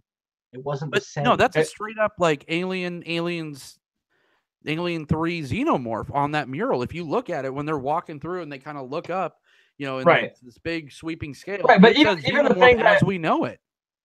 Even the thing that's born at the end of Prometheus is very similar. The protomorph. Yeah. Like it's very similar to the xenomorph. Like all of the xenomorphs kind of look like that. They're just bigger and more humanoid a little bit, but less animal-like. So I mean, I can squint my eyes and blur it and be like, okay, it's not an exact xenomorph. Like whatever, it's fine. It's all wrong. Its teeth were wrong. Its head was wrong. It's all wrong. He's talking about the mural. But I'm talking about the thing at the end. Right. He's talking about the mural there. Like in Prometheus, there's a mural of an actual. What he's saying is true. It doesn't make sense. It doesn't make sense. There's a lot of plot. Unless it's like any other type of. I mean, I know this isn't a time travel movie, but to make something, you have to be inspired by something. Right. Mm-hmm. Like I'm going to turn it into a whole stupid thing that doesn't exist now. Like, is he modeling it after that? Is he modeling what? What's he called in the new one? The android? What's his name? David? David? No. He basically Right. David saw what they were doing. Sculpted it to be what it is.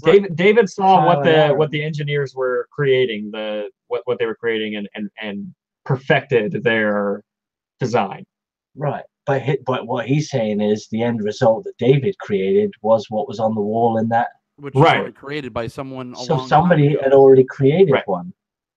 Yes. So did David just find the answer is yes. all the herbs and spices? So did David just read the blueprints? Is that what you're saying? That's what I mean. Did he find out what KFC? Well, I don't know what came first, the chicken or the egg. That's what I'm getting at. Taste, it's which brings me to, which we'll get. Yeah. So wrapping up Prometheus, it ends with David getting his head chopped off, and then they have you guys seen the little prologue thing that comes in between these? The what's his name? Dave Franco. James Franco. Yeah. No, not that. No, not the James Franco. There's a prologue.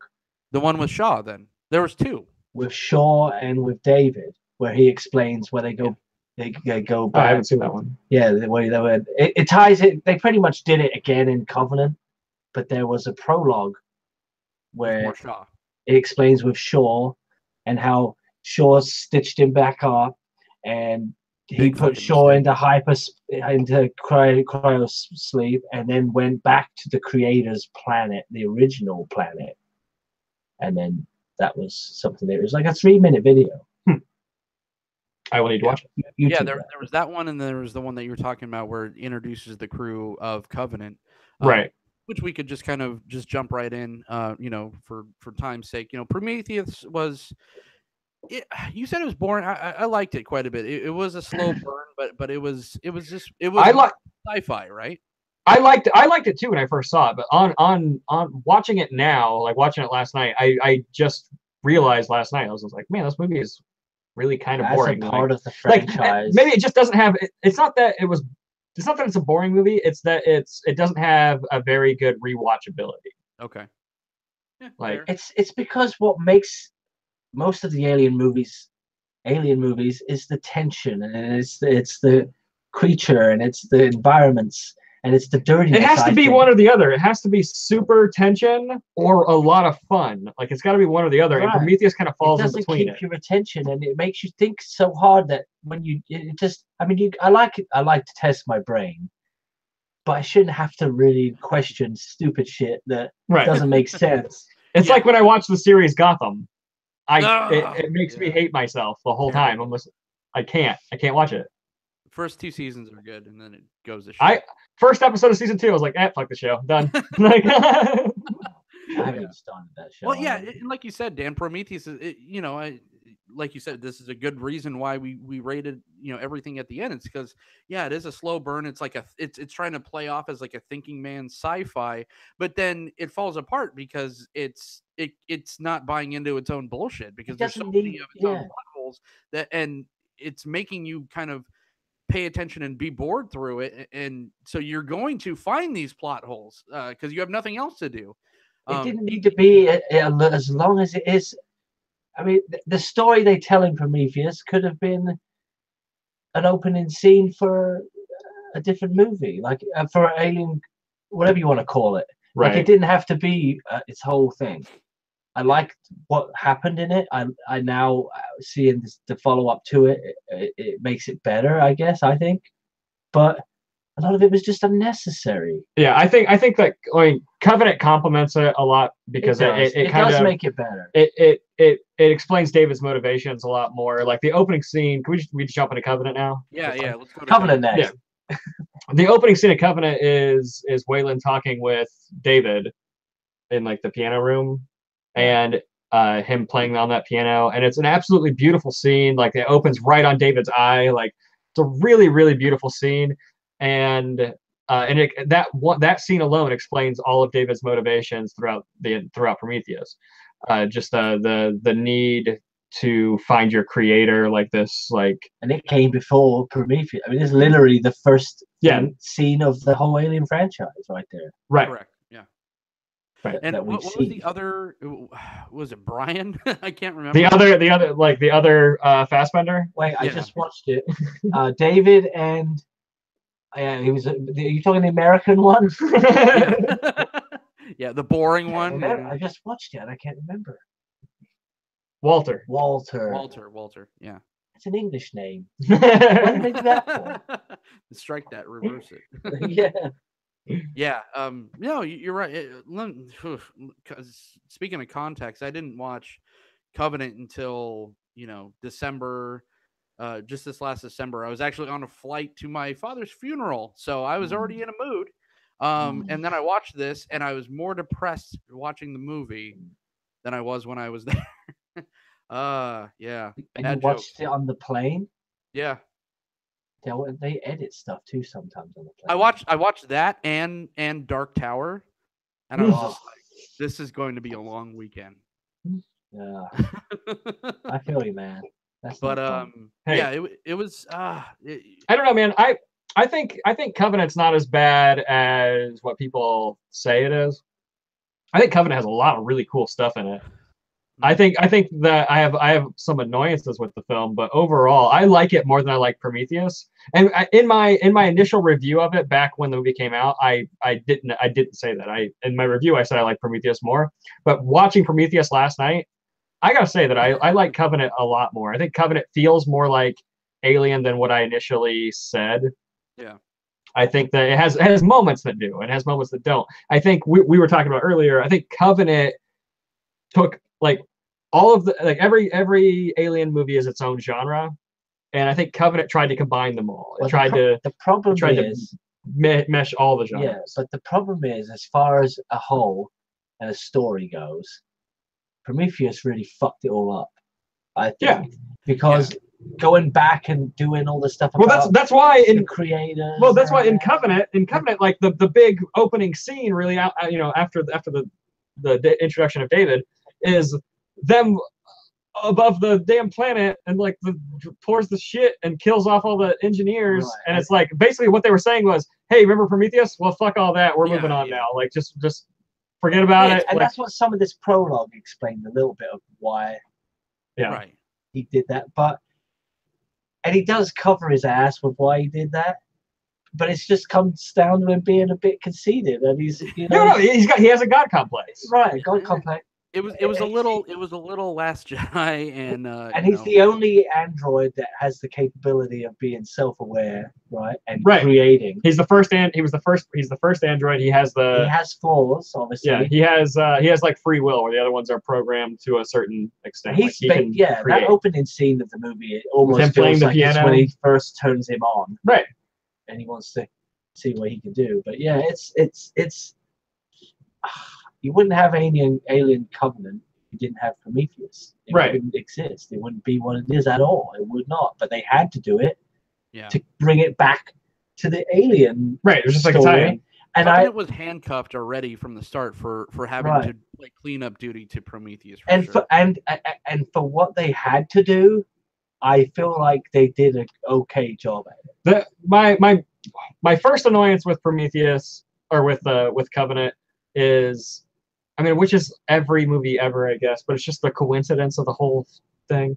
Like, there's like, but that's every Alien movie. There's a transmission. They go to check it out. They die. Yeah, but it's fucking John Denver, and it's like great. It's just like if you think about the John Denver thing, I guess I just watched it, but David has a big obsession with music, and the music. I mean, it's clever once you see it play out. Right. No, it's fine that it's fine that they pick up music, but it's just like they had an issue where they had to wake up the crew and fix the ship, and then they get a transmission. Right. It's like very coincidental. Well, maybe that they ended up there, and not only that they end up there, like not only is that coincidental, but then in Alien, the first Alien movie, how coincidental is that they fucking end up on the goddamn same planet as they do in Prometheus? Like, yeah.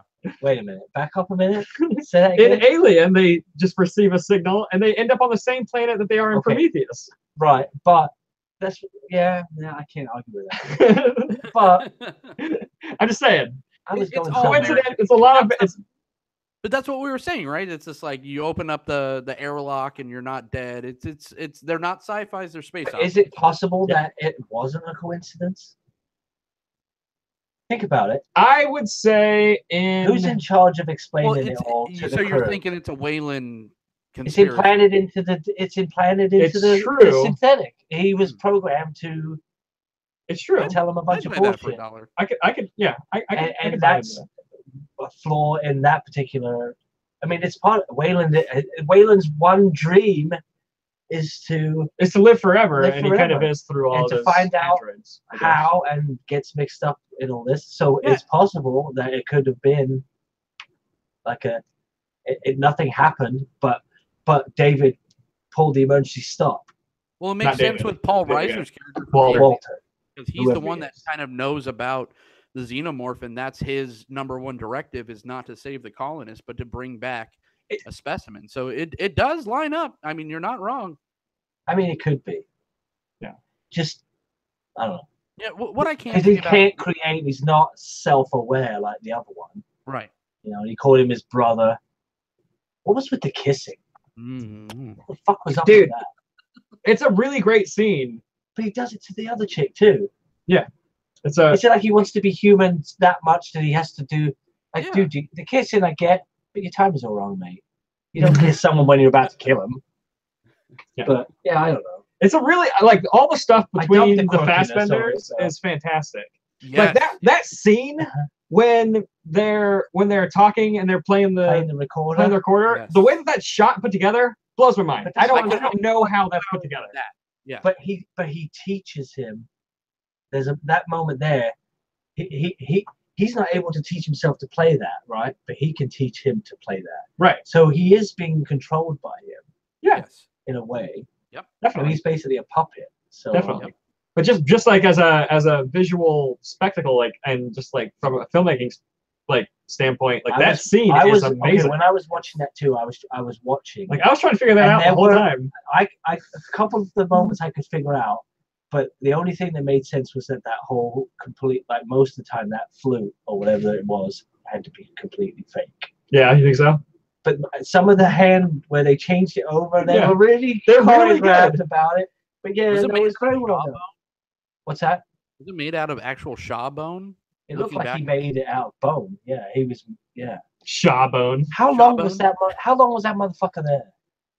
How many while. hundreds of years was he there? No, I thought it was only like 10. They say it. I said, I don't think I it's think hundreds. it's actually 100 years. I was looking at the it was timeline. like 10 years. Let me re-Google it because I had. Let me I had it up. re-Google it. No, I had it up earlier. As long as it doesn't I show. thought it was 10 years, the but corner I'm looking at. yeah, like Tony said, the stuff with everything with Fassbender was fantastic in this movie, and you know it was a brutal movie. It was more visceral and brutal than I thought it was going to be. The initial scene with the backburster, just to kind of Dude, that's awesome. mix it up. It was amazing. That was a fantastic alien movie moment. The proto alien looked, or not proto, but whatever, maybe it's proto. I don't know. Whatever kind of alien, neo alien, was actually pretty cool. The design on it, it's brutal. It's feral. It's crazy. The scene where they're, you think you're gonna get a chest burster, but it actually pops out of their fucking mouth. It had some amazing alien moments, and then after that great stuff with Walter and David, I was still like really bought in. Eric Bana kind of tanked it for me. I didn't like his character at all. And the Ripley analog character, I even forgot her name in the movie. Her character's name was just kind of blah. Who's Eric Bana? Eric Banner. He played He was played the Hulk. captain. He was also Yeah. Hulk. What? No. Yeah, he played Hulk in that other Hulk. Hold movie on. that Nobody likes to talk. Hold on. Yeah, It's Eric Bana. In Alien Covenant? yeah. He's Oh the no, guy- wait. It's the guy Eric from Bana. Almost Famous.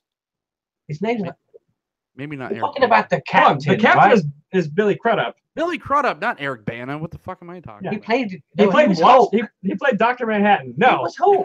Bana was Hulk, but Bana's Yeah. not in Bana Alien was- Oh, Covenant. I'm mixing them up too. They look very Just similar. confused the hell out of Bana. They look very similar. I was just like, wait, no, it's not Bana, it's Dr. Manhattan. Oh my god. Billy Crudup, his character rather did not work. I like that they killed James Franco right away, and I like the way they did it. That was like, it was terrifying. You could, say what you want about James Franco. He has some pretty good acting moments in that little I don't know that he catalog. was even credited, was he? No, I looked in the credits. He wasn't in the credits. I don't think so. nope. You're Nope. talking about his girlfriend is the character you're talking His girlfriend. Yeah, she didn't Or his work. wife. And then once they got it back on the ship, and it's like, this married couple is having sex in the shower. I'm like, what the fuck? Hey, that scene felt like Alien though. I like that. I mean, they're No one would celebrating. do They're that finally, at that but they're point. finally relaxed and comfortable. And then I why wouldn't not? be relaxed until I was at like Earth soil at that point. Like I don't no know. one would do that. Those people didn't. Well, those people do. Yeah, they were down there on the planet, weren't they? Yeah. Yeah, Well, probably time for not. sex, John. I don't know. It just seemed really out of place. It took me out of it for a moment. And that's at the point where the movie just started doing some weird shit and stupid stuff, and then the actual xenomorph comes out, and it's like, do we My even biggest know what happened to the neomorph? I don't even remember. the one that's on top of the ship. Someone shoots it, right? The one's on the ship. Which one are you talking about? The white one, the one that the back bursted one. I think someone shoots right. it. That's why David freaks out. Didn't it blow up on the ship when it blew up? No, The that's the ship blew up. xenomorph, but the other one, The one that white one. burst out of the dude's No, back. Yeah, it blew up because the chick was on the ship and she. Oh yeah, right. She It blew up. explodes. The ship blew up. Oh, And okay. then So she the one saw that it popped like out of that. the dude's mouth is You the saw one it- that someone shot. Yeah, Yeah. that's the one that got shot up. Okay. And then right after it got shut up is when the other android dude showed up and said, "Follow me," Yeah, and they followed him. But then there was a third one that came too. yeah. So you assume then that there's more. Yeah. I don't know where that would have come from because there weren't any other humans there. I don't know. I have to rewatch it. I There think was one on the ship that burned up, Yeah. and then there was one that came out of the other sick guy, and then after they killed that one, another one came, and that was the one that Isn't he the lost his hand in his mouth. The other one is is that the xenomorph? Well, the one from Billy Crudup is There you the go. xenomorph. I'm yelling at my kid. Yeah. The xenomorph is from Crudup, Okay. the captain. Right. Yeah. Yeah. The The other xenomorph two came just out get of blown away. Captain. He's the one that actually came out of the chest and like put his hands up like a boss. Like I'm like, what? Yeah. He's like, he was never like a chest burster, right? He was just like a midget little xenomorph.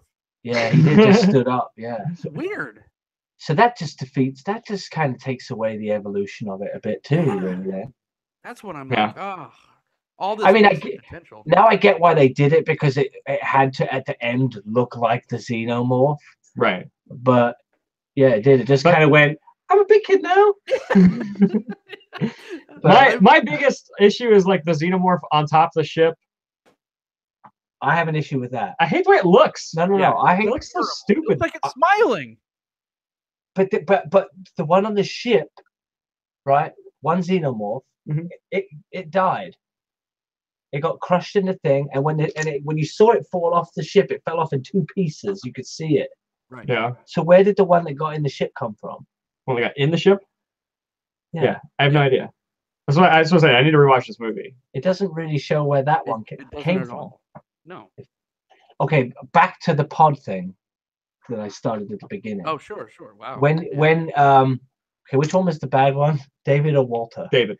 When David took Billy Crudup. Billy Crudup, the Not captain, Eric Bana. back to his secret back hidden room and showed him his what did he used the word? His accomplishments or his achievements or his Right. you know, It was the eggs.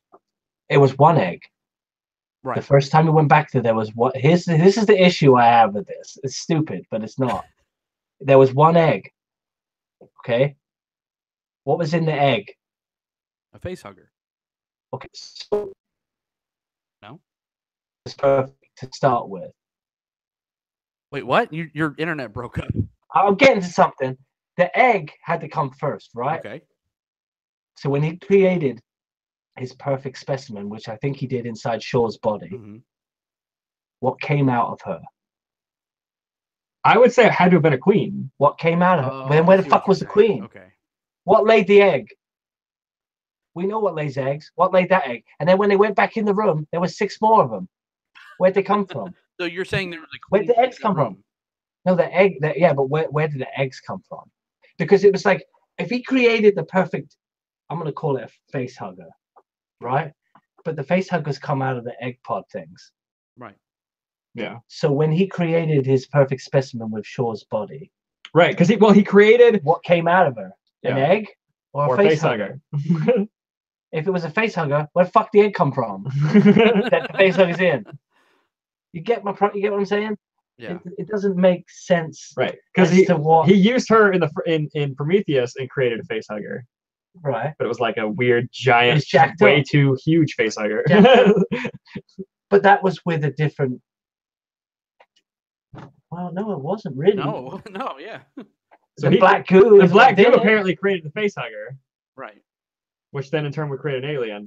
Right. Which then would make the egg. Which would make a queen. Maybe. So if they're lucky. I mean, a queen existing there would fix some of the issues with like extra aliens popping up. But and if you look at why not show the motherfucking queen if it's there? Like, it doesn't make sense. It can't be. If you look at the lore, like the outside lore and stuff, a queen, there is such a thing as a queen face hugger. Oh, okay. So it's just like, maybe that's what came out of Shaw? Does the queen face hugger lay eggs? Or do the eggs grow? Yeah. It would implant, do the eggs maybe a host, and then boom, a queen would pop out. A queen chest burster. See, I'm just puzzled by the whole egg pod thing. That just... It's never really explained throughout any of the It doesn't get to be explained. It is explained in Aliens when we see it giving birth to these pod things. It's Dan. It's metachlorians. Right. Can't use that for everything. All right. Well, that's my biggest issue with Alien Covenant. Yeah. It's the pod. Where did it come from? It's all right. It's all this like going back to how it started and creating the perfect thing, but they don't explain it. I think my other big annoyance with Alien Covenant is the fight between David and Walter is like a little too superhero-y, and other than we didn't see who got killed. But then at the end of it, when that's my bigger annoyance is the who lived. Like, we're not going to show you who died, and then you're going to question: is it Walter? Is it David? Is it Walter? Is it David? But obviously, it's David the whole time. Okay, let's just say it's not. It is, but let's just say it's not. But it is. What if all of the androids are bad? No. Hey, why was it? It was just such a mustache twirling ending, right? It was like I was watching Are You Afraid of the Dark or something. It was like the ending to that was just like, and I'm just like, but. On a side note, I love the fact that the new Alien trilogy, if you want to call it that, is the story of David. It's David's story. I don't, and they didn't have to do that if it wasn't for fucking Prometheus. But I had to. But I like that. I love the character. I love Michael Fassbender. I like that. Also, I like the idea that the next movie will be. I like what they're setting up.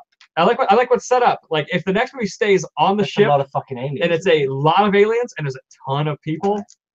Explain. I like that idea. The embryo that comes out that he's been hiding. The little face hugger babies. The one that he barfed up, right? Yeah. Too.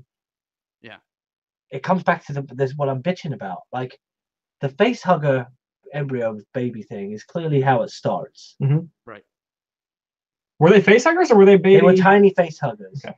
Yes. Inside that thing. Yeah. But. So maybe that comes an egg. It grows. You'll actually argue looks like a queen facehugger. Like, Google up queen facehugger and then look at that little embryo in the egg. It does resemble a queen facehugger. And that could be, if the queen facehugger laid eggs, I'd be happy. Tell me it lays eggs and I'll be fine. But if it doesn't, fuck this movie. Fuck this franchise. I like this one, but it's just it had to fix a lot of shit, and because of that, it's a little bit loosey goosey in places. Okay. Well, we've almost gone 2 hours, but we did go a lot of movies. And we're not going to cover Alien vs. Predator because it's canon. First one's fun, second one's garbage. There we go. Yes, that's it. That's the review. Second one is just hot shit, and dude, it's so bad. Terrible. Literally, the first one's hot shit too. What about the Alien Predator baby? But the first one's fun. First one's got some cool stuff. Second one is like a teen slasher film with aliens and predators, and I literally watched all the way up to the final scene of the movie where it's like a high school pool, And Yeah. a friend called me. Was like, "Hey, want to hang out?" I was like, "Sure," and I shut it off and left. Like, I did not care how that movie ended. That is the most poorly lit movie I've ever seen in my life. You Is that can't the one in see the pyramid? anything. No, the first one's one of the pyramid. Okay. The second one takes place at a high school. Yeah. Well, it's like a It's small town. Stupid. I haven't seen it. You don't want to. It's fine. You don't need to watch it. It's You don't. really bad. Yeah, I haven't seen I it. think I told you I didn't watch it, and then I remembered, and I was like looking at the Wikipedia on it just in case we decide to not talk canon about it, anyway, just yeah. like get clip notes. I'm like, I did see this thing. It was Because fucking Alien terrible. versus Predator takes place in, I want to say, 2001 is when it's set. So that's like way before any of this. So it can't be canon because they didn't even exist then. Right. All right, so let's go to the ratings of these movies.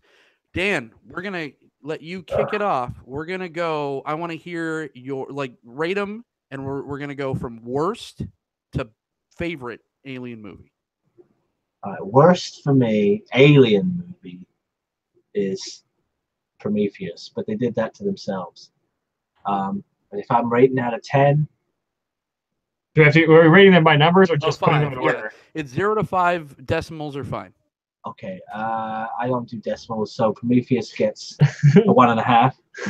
Isn't that a decimal? You just did a decimal. That's a fraction. I didn't say 1.5.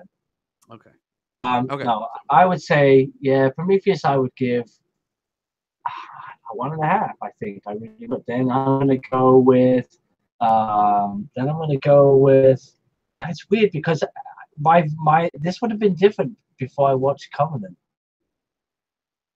Yeah. So my next one's Alien 3, I'm afraid. Ooh. But Alien 3 gets a 3. Oh wow! So that's pretty high. That's a big jump.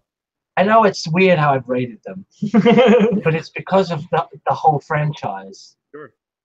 And then I'm going to go with Covenant with also a 3. Okay. And then I'm going to go with Alien with Wow. a 4.5, and then Aliens with a 5, baby. What about Alien? Did you say Alien? Alien 4.5. Aliens. What 5. about what about Resurrection? Oh shit! Oh yeah, Resurrection. Oh shit! How did you like that one? A lot of movies. Okay, so Alien Resurrection comes after Covenant. So Better or worse than Covenant? better. Oh. But you can't be a classic, so then Alien, then Aliens. Okay. Yeah. Resurrection's up there for you. I love Resurrection, man. Watch what you say. All right, Tony. Because Tony will beat you both. I'll probably go Prometheus. That's the worst. That's both of you.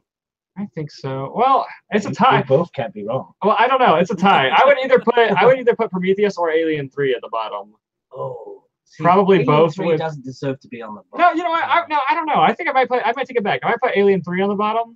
With like, I'll probably put Alien 3 on the bottom with like. David Fincher. Tony. I love David Fincher. He's like one of my favorite directors, but it's a garbage movie. He knows it too. Like I would really probably. does. He hates that movie. Yeah, but I'm a little bit more fair here. I mean, I would probably give it a 2.5 though, like probably 2.5. But it's at the bottom. I'm rating. This is weird because I'm rating them in how much I enjoy the movies versus what I would rate them critically. So so Alien 3 at the bottom with a 2.5. And then I would go Prometheus with probably a 3, and then I would go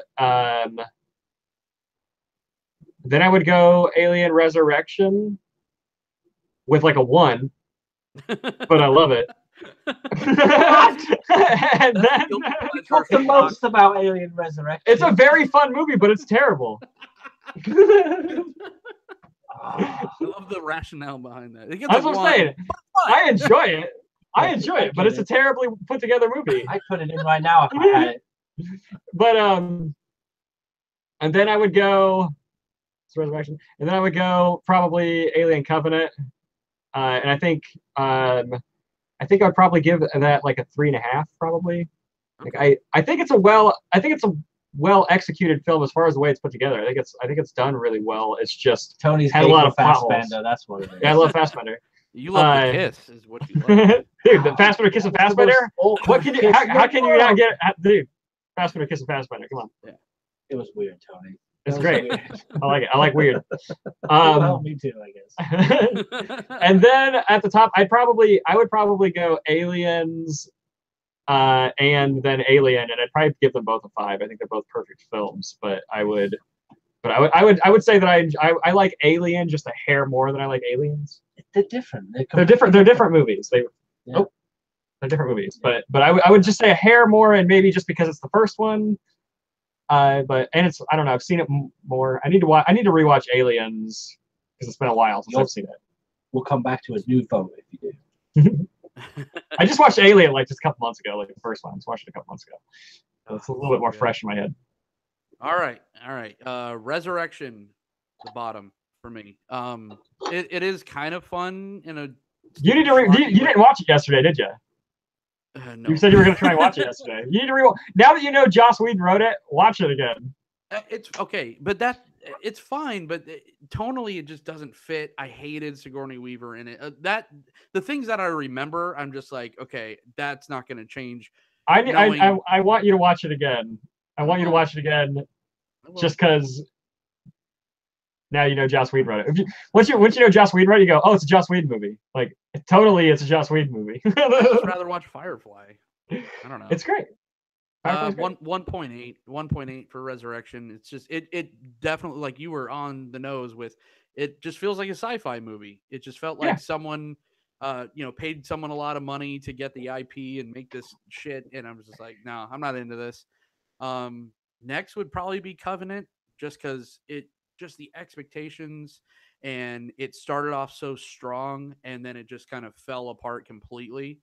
At the end, if you're making an alien movie and the best parts about your movie have nothing to do with the aliens, it's so flawed, it's ridiculous. You got to move on. So Backburster is the best part of the whole movie, and it's totally an alien. Cool. Yeah, like Dan said, make it a short, make it a little web series or something, and that would have been great. But I had to sit through 2 more hours of that, and I'm just like, give me everything Fassbender, all that stuff works so much. I am on board with Fassbender on Fassbender.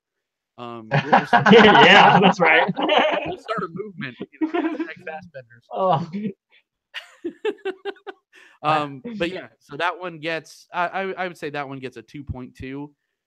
I don't know. No, that's too harsh. I'd give it a 2.5. Not quite to that 3 range, but 2.5 for Covenant. Then what do we got? We got then it starts getting a little shaky. Then I'll go Prometheus. That was your guys' worst one. There's a lot to like about Prometheus, and I would have liked it more if it was just a standalone thing. If it was its own thing, it would have been a great sci-fi story. But again, the worst parts of that movie are the parts that's kind of tied to Alien. But it had some great stuff, great performances, like you said. Idris Elba is great. Very underrated. A lot of people forget that he's even in that. Like he is in Thor. And then where are we going next? We're going Alien 3. I liked it quite a bit more than you guys did. It's oozing with Fincher, and it's like raw Fincher when he began, even though it's very studio. I just love the way it's shot, and the story's cool, the setting's cool, but it also falls apart. The effects are not, the rubber suits are better than the effects in this thing. And then next, number 2, I'll go Aliens, which used to be my favorite Alien movie of all time. Aliens is so much fun. It's a thrill ride. Just like we said, Queen Alien, just A+. So that gets a 4.8, and then a perfect 5 for Alien. I watched it again when we thought we were going to do this show quite a while ago, and I wound up watching it 3-4 more times, plus with all the behind the scenes stuff. I'm just obsessed with everything that this movie was about, and the care and the performances and just everything about the original Alien. It is a perfect movie. So that's it. Love it. Definitely agree with you on Alien and Aliens. I mean, it's good that this franchise is still going. They've made some bad decisions. I mean, it's again, like we said at the beginning, out of all of them that are still going or have recently stopped, it's probably the best one. From stuff that we grew up watching in our childhood. I don't know. I would have to say I would disagree. I would say Star Wars. Except Star Wars. I like where Star Wars is going. I know it's a heavily debatable thing. It's been to some bad place. I do indeed enjoy where Star Wars is going. And actually, if it wasn't for Star Wars, I wouldn't have been able to get my kids to sit down and even watch Alien Covenant today. Because is this like Star Wars? Yeah, son, come on in. It's getting good. They're about to go to the cantina. Yeah, it's no Star Wars, but it's just that special thing. Like, it's a special franchise. You know, it is, in my opinion, just kind of fallen off recently, but I'm excited to see how it wraps up. And it's not going to wrap up. It's just like a Terminator series or a Star Wars series. Right. I don't think that it's just such a popular IP that it's never going to die. Even if, you know, way after Ridley Scott and James Cameron and Blumkamp and we die, there's still going to be Alien movies, you know, once in a while. It's just the way of the world now with entertainment. But we'll move on to the part of the show where I talk about my other special guest. This is the Sumerian Holy Water Citra IPA. For an IPA, I love IPAs. This IPA is fantastic. I'm not going to go as high as the Black Raven Featherweather because that was like literally a perfect beer. That was the Alien of beers. Just fucking incredible. But the Sumerian Holy Water Citra IPA from Woodinville, right down the street, I'm going to give a nice, clean 4.25 out of 5. Pretty high up there for as far as my ratings go. I've had a little bit of better, but not much. Mr. Tony Walters, you want to again talk about your my PBR gets a 5 out of 5 every time. I unlike you guys, won't wake up with a headache tomorrow. Does it say the good life on it, or does it say great value? It says great value, so maybe it's got more crap in it than your IPA. All right. So, hey, Dan Murphy, thanks for joining us. Thank you. This episode of DGT Live. Where can everyone find you? You can find me at HM&MFilms.com. And everything else is HM&M Films. Even my Pornhub's HM&M Films. I believe that to be true. That's the other types of films we make. Hey, I've seen Blood Moon River. That's the only type of films you make. Oh, now come on. Yeah. I mean, he's underselling himself, ladies and gentlemen. Great writer, actor, director. Made films like Blood Moon River, Dolly Deadly 2. Some great stuff. I haven't really done much about Dolly Deadly. Dolly Deadly's not him. That's Tom, bro. Never mind. Well, back that up. He didn't do shit. No. I haven't done shit. No, he's done some good stuff. So I'm very honored to have you on. And Tony, thank you, man. I'm not going to go, sing your praises every time because you're just kind of main cast at this point. So where can everyone find you? You can find me at youtube.com/Rad Entertainment or at Rad Entertain on Facebook, Twitter, Instagram, all that jazz. There you go. Perfect. You want to spoil our Monday show? Monday, we are talking about phase 1 of the MCU. So that'll be Iron Man through the first Avengers film. So we're going to talk that. That'll be the phase 1 of our DGT Live on the MCU leading up to Infinity War. Absolutely. Perfect. So for Dan Murphy, Tony Walters, I'm John. We'll see you on Monday night.